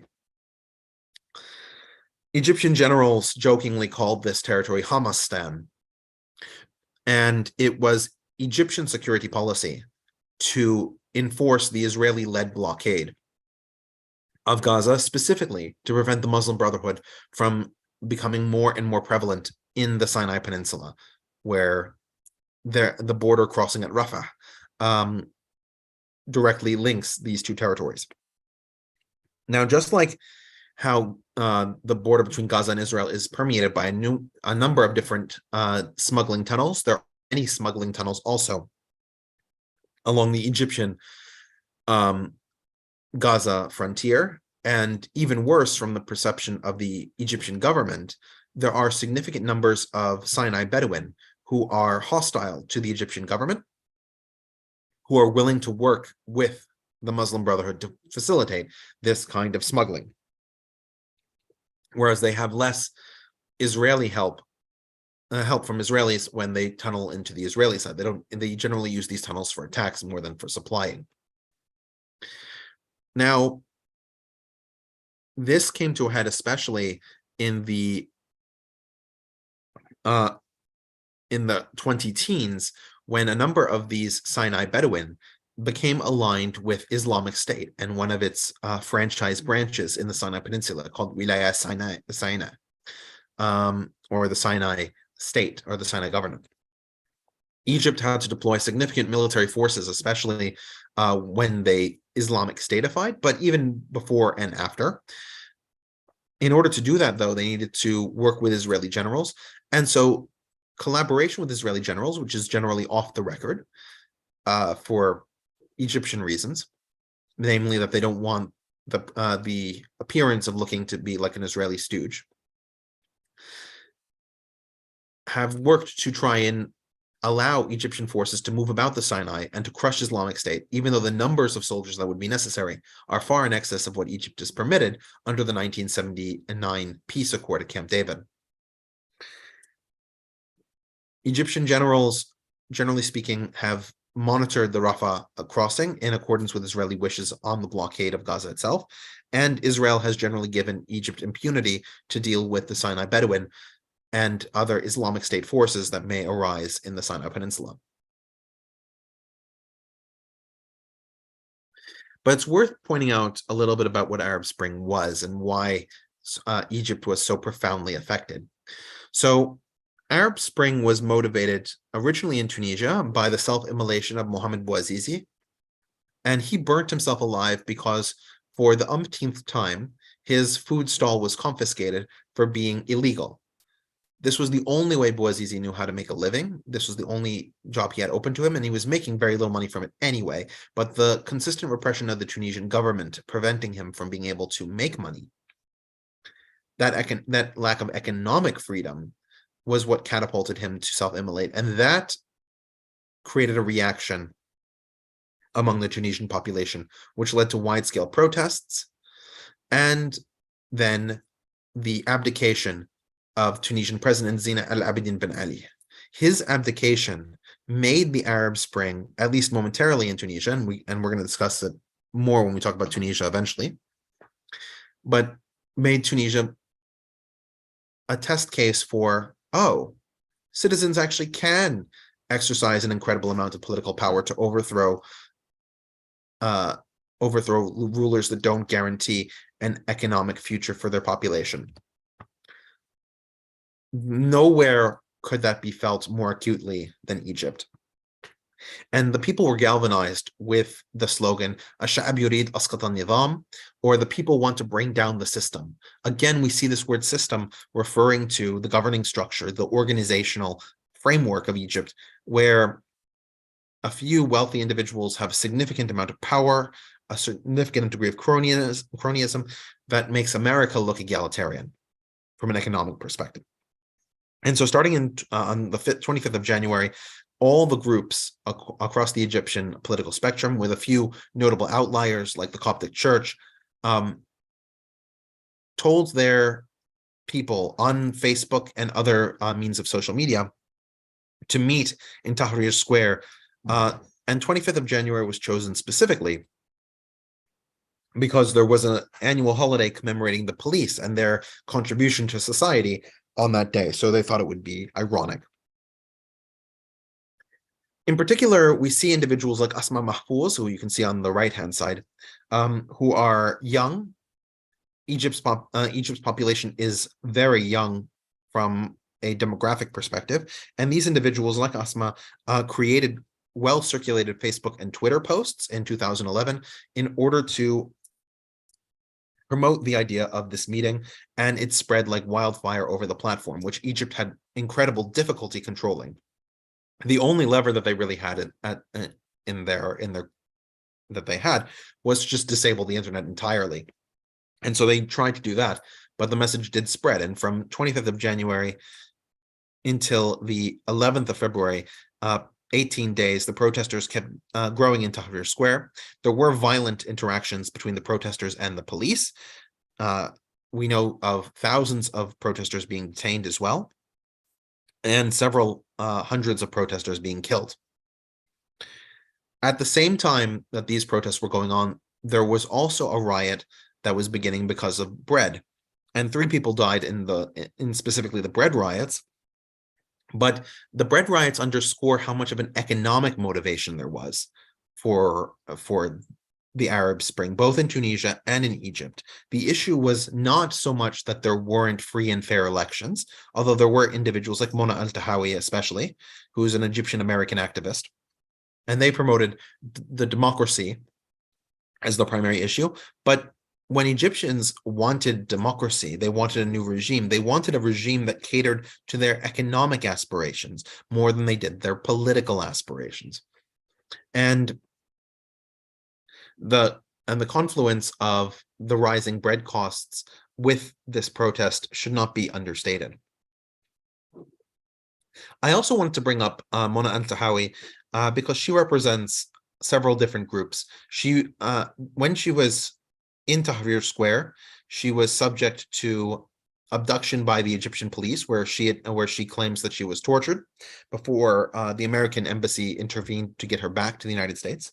And she was a journalist, like several journalists. She made allegations of sexual assault during these protests, both from protesters and from the Egyptian government. And her vision for Egypt, like several of the leaders of the movement, were for democratic, more feminist, more egalitarian systems in Egypt. But by and large, the Egyptian people were motivated by the economic concerns at the base level. On the 11th of February 2011, Vice President Omar Suleiman and previous director of the security services announced that Hosni Mubarak would step down after he had made numerous comments that he would lessen his power, that he would hold an election, that there would be something else. The Egyptian people were simply not having it. And so he did step down on the 11th of February, and power was given over to Mohammed Hassan Tantawi and the Supreme Command of the Armed Forces. They held the government until Mohammed Morsi came to power in the elections of 2012. And it's worth taking a few seconds to sort of point out what happened here. The first one is that the Egyptian people were incredibly angered by the SCAF for not handing over power to a democratic government more and more quickly. They were proposing an election in 2013 or 2014, and people simply did not trust the military. The military had been in power since 1952 in one form or another. And so the election proceeded very quickly. And the Freedom and Justice Party, which was the political part of the Muslim Brotherhood, was able, through its mosque network that had been established over the last 50 years, that was one of the few areas that could not be repressed, to get its candidate elected.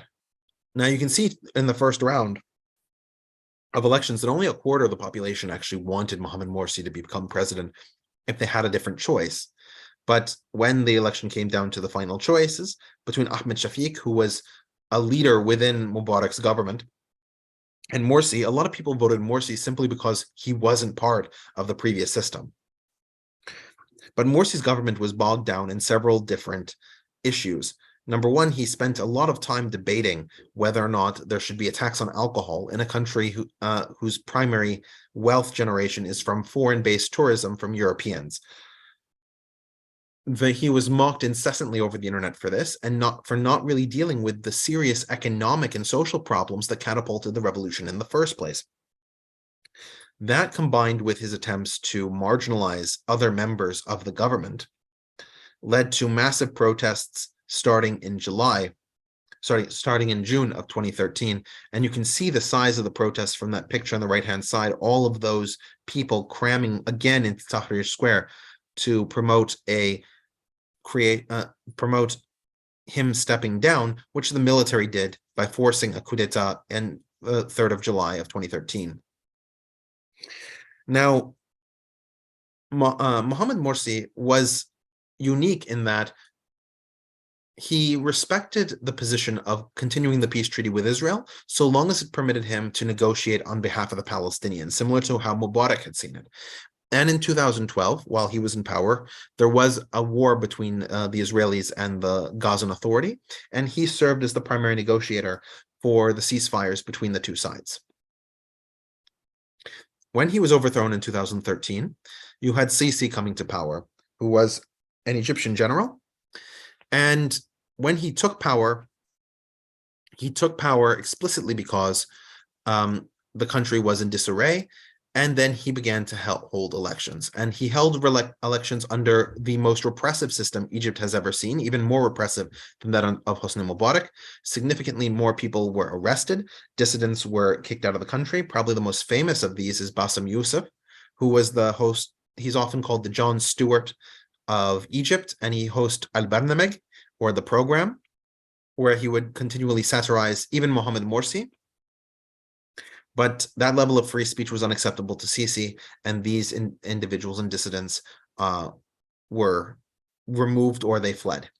A number of them are still in Egyptian jails languishing, and there is really no future for Egyptians if they take any negative attitude towards Sisi. Many of the social networks that were instrumental in promoting the Arab Spring are now heavily regulated in Egypt with the use of more advanced software imported from China or Russia. In fact, Egypt's relationship with Russia improved significantly under Sisi. But because these computer programs are more advanced, they're able to prevent the kind of unification of intent and will that occurred in previous periods. Going back to his relationship with Russia, this, of course, became troublesome for the Americans, but he did maintain enough of a connection to the Americans to continue receiving the military benefits of the Egypt-American alliance. But you can see him there, for example, in 2014 with Putin, discussing the systems that would undergird a missile cruiser that the Russians had, and how Egypt could learn more about Russian military apparatus. Additionally, the Russians did not criticize Sisi's military coup, where the Americans did criticize it, although they refused to call it a coup in order to keep Egypt in the American sphere. A few other points that are worth making. Sisi cut a number of the subsidies that were related to bread and other staples. In fact, there were 12 different staples originally that the subsidies covered. He narrowed it down to 4, primarily wheat and oil, cooking oil. And because he cut the subsidies, there were bread riots in 2017, as I pointed out, and there will probably be bread riots again. Egyptians are increasingly impoverished relative to where they were, and there doesn't seem to be any serious change in the future. Despite this, Egypt, under Sisi, has decided to create a new administrative capital east of Cairo that would be connected to the old city as Cairo expands. Cairo currently has a population of 20 million people, so it is an intensely overcrowded city, probably one of the most overcrowded cities in the world, certainly the most overcrowded in Africa. And this new administrative capital has already seen some of its buildings being finished, such as a mega church and a mega mosque. One of the interesting things is Sisi is seen as being the most pro-Christian Egyptian ruler to date. He is the first one to have attended a Christmas mass. And other aspects of the city are being funded primarily from Gulf regimes that want to stabilize Egypt and maintain the relationship that they've had since the Persian Gulf War. The final point I want to make about Sisi is that he has that relations with other African countries have gone down, generally speaking, with him. In particular, Ethiopia wants to build the Grand Ethiopia Resistance Dam on the Blue Nile, which is one of the 2 rivers that flows into the Egyptian Nile. And the Egyptians are very adamant that this dam should not be built because it will restrict the amount of water coming into Egypt and be a possible doom to its economy. One of the things that we often forget in the United States is how precious water is if you don't have it. And since Egypt doesn't have the facilities to desalinate and therefore provide sufficient water to its population, any actions on the Nile River could, in theory, be existential for the country. And it's something that Sisi and Egyptian people are eyeing with incredible skepticism. Sisi has also maintained a relationship with Israel, but that relationship, again, has been bolstered by the paradigms of dealing with the issues in the Sinai, being a mediator in the Palestinian dispute, and being consistent that Egypt's desires for Israel to reach a 2-state solution with the Palestinians in control of East Jerusalem. So, questions. This is History Mostly Ancient Discussions. I am Richard Sassoon. And I meet Wednesdays at 7. Our next discussion will be Oman next week. And then the next 2 or 3 weeks, I haven't decided, but I think it's going to be 3 weeks. I'm taking a hiatus. And we have other things as well. Zach, do you want to talk about these? Sure. First of all, Richard, thank you. Incredible presentation. And I guess I'll ask my questions later. But just wanted to update people. This Saturday, 12th, we're going to talk about the life of the citizens of Mesopotamia. Particularly, we're going to generally discuss the life. Mesopotamia is a pretty, a large. It was never unified to begin with, but we're going to try to discuss, the different aspects. Food, medicine,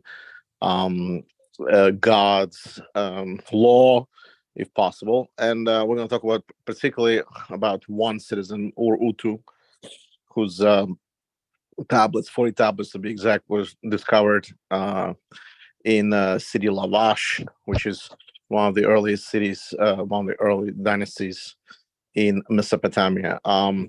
Then on Sunday, Jane is going to do one of our powerful women presentation on Queen Berenice, or they call her Queen of Chaldees.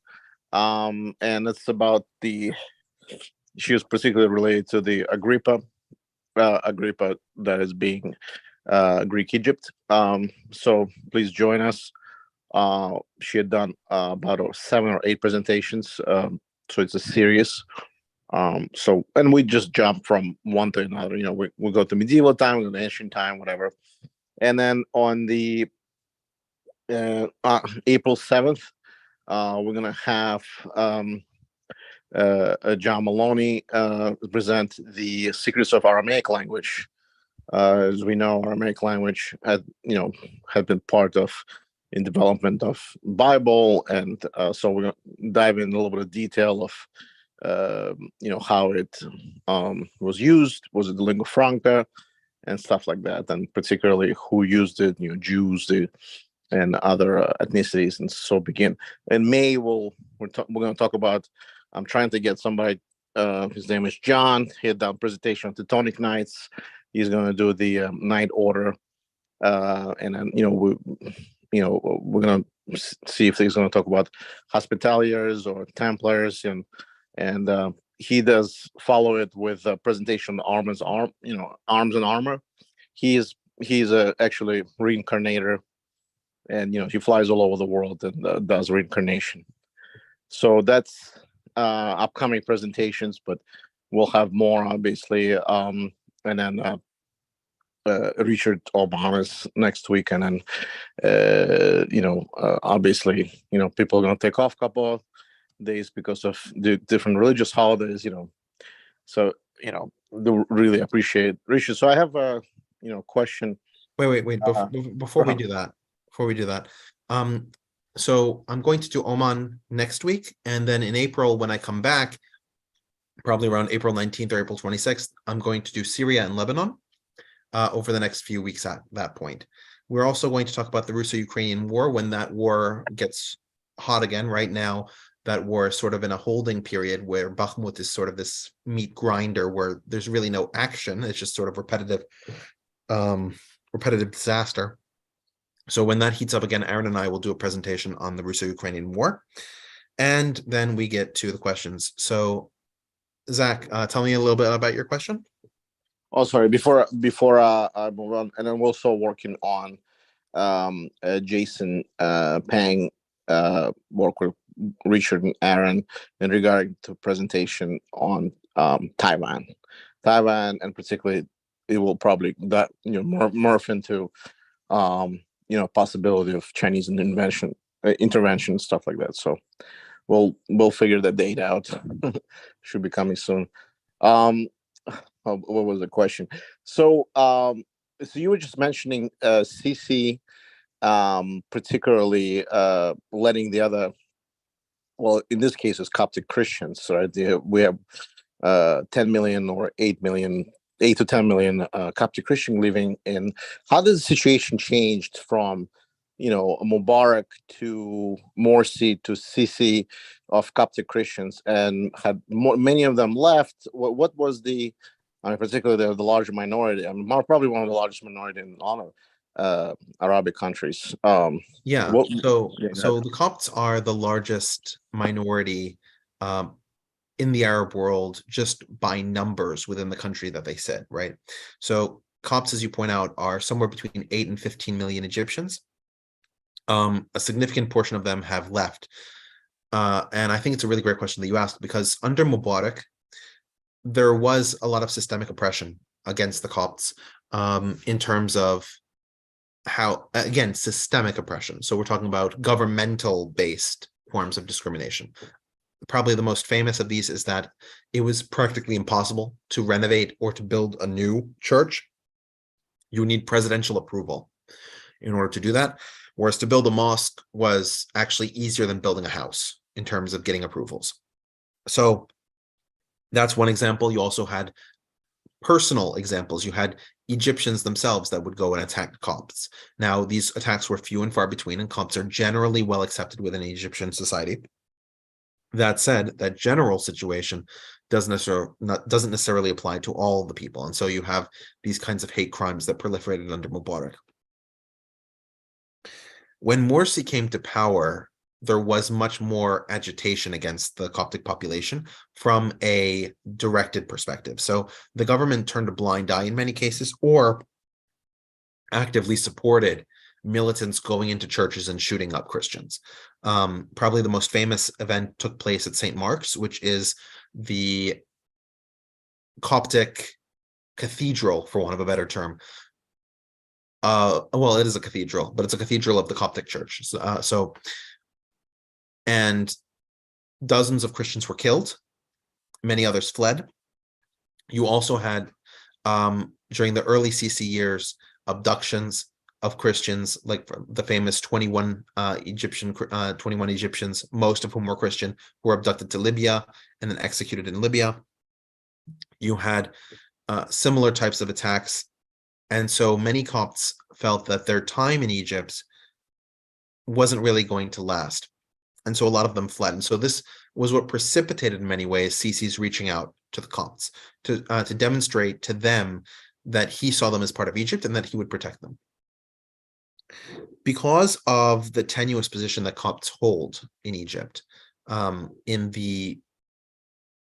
the post-53 period, because remember, we talk about Nasser saw Copts as being Arabs, and if they rejected that Arab identity, they would be subject to violence, which many of them did.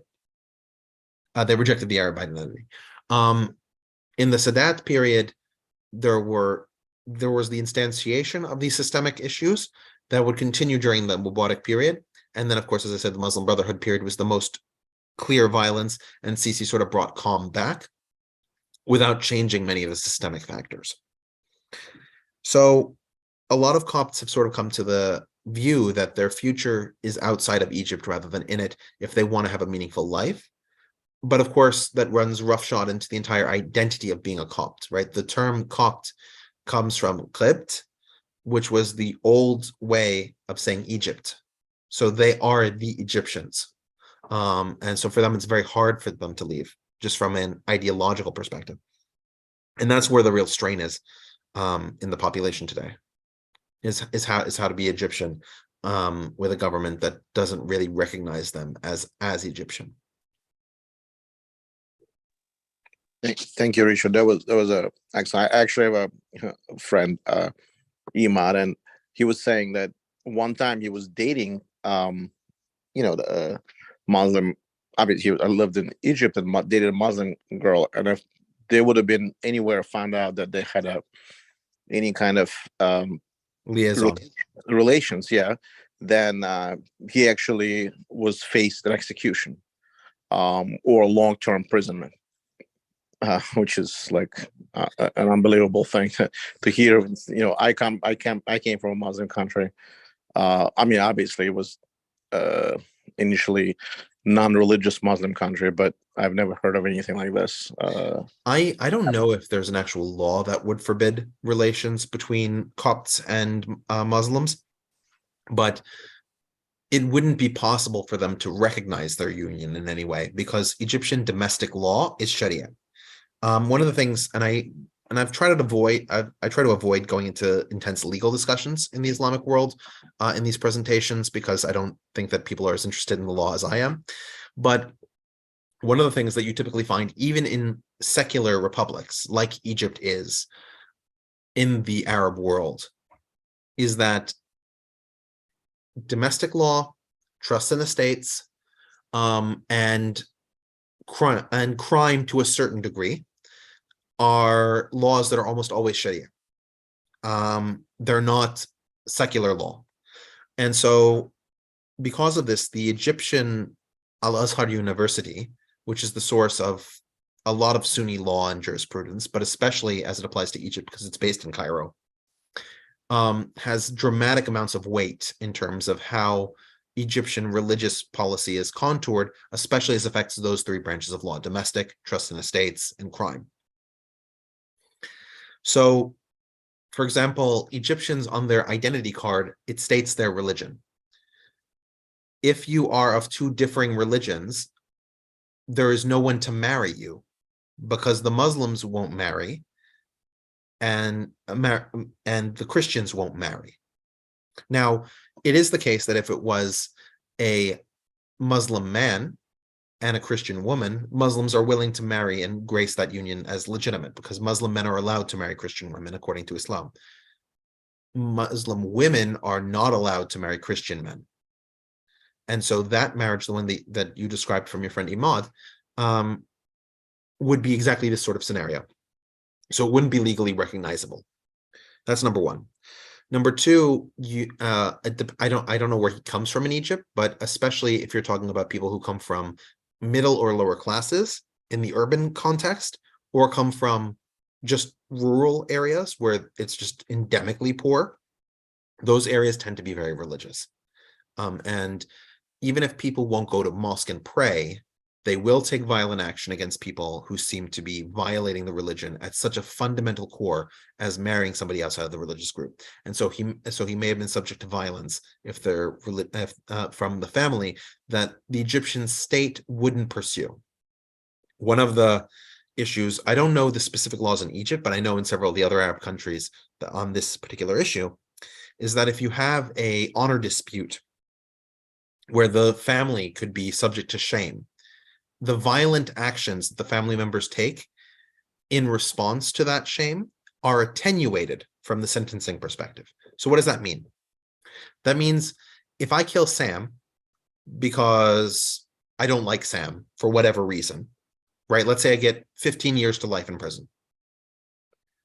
Let's say I kill Sam because Sam dishonored or shamed me in some way, right? Sam is my son. He's dating somebody he shouldn't be dating, whatever. I kill Sam. Because there was shame as part of the motivation, my sentence decreases. So I only go to jail for maybe 10 years, as opposed to that 15 to life. This is very common. And so people feel incentivized by this sort of thing in order to deal with shame. And there are cases where people will literally walk in with evidence of the crime to the police station to say, I did it. I want it to be known that I did it because I'm recovering the shame that this person brought on our family. So this is a hugely difficult subject within the Arab world to address. And in Egypt, it tends to be a lower class issue. But because the lower class in Egypt is so huge, right? Remember, roughly 50% of the Egyptian population makes less than $2 a day. It's an issue that Egypt feels to a much greater degree than is probably expressed in the news media. I hope that sort of addresses it. No, it definitely is very interesting. Thank you, Richard. Any other questions before I close this out?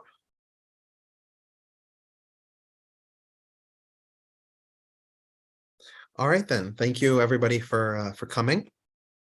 And thank you for all the nice comments in the chat about how much you enjoyed this. And I will see everybody next week for Oman. All right. See you soon. Bye. Thank you. Bye.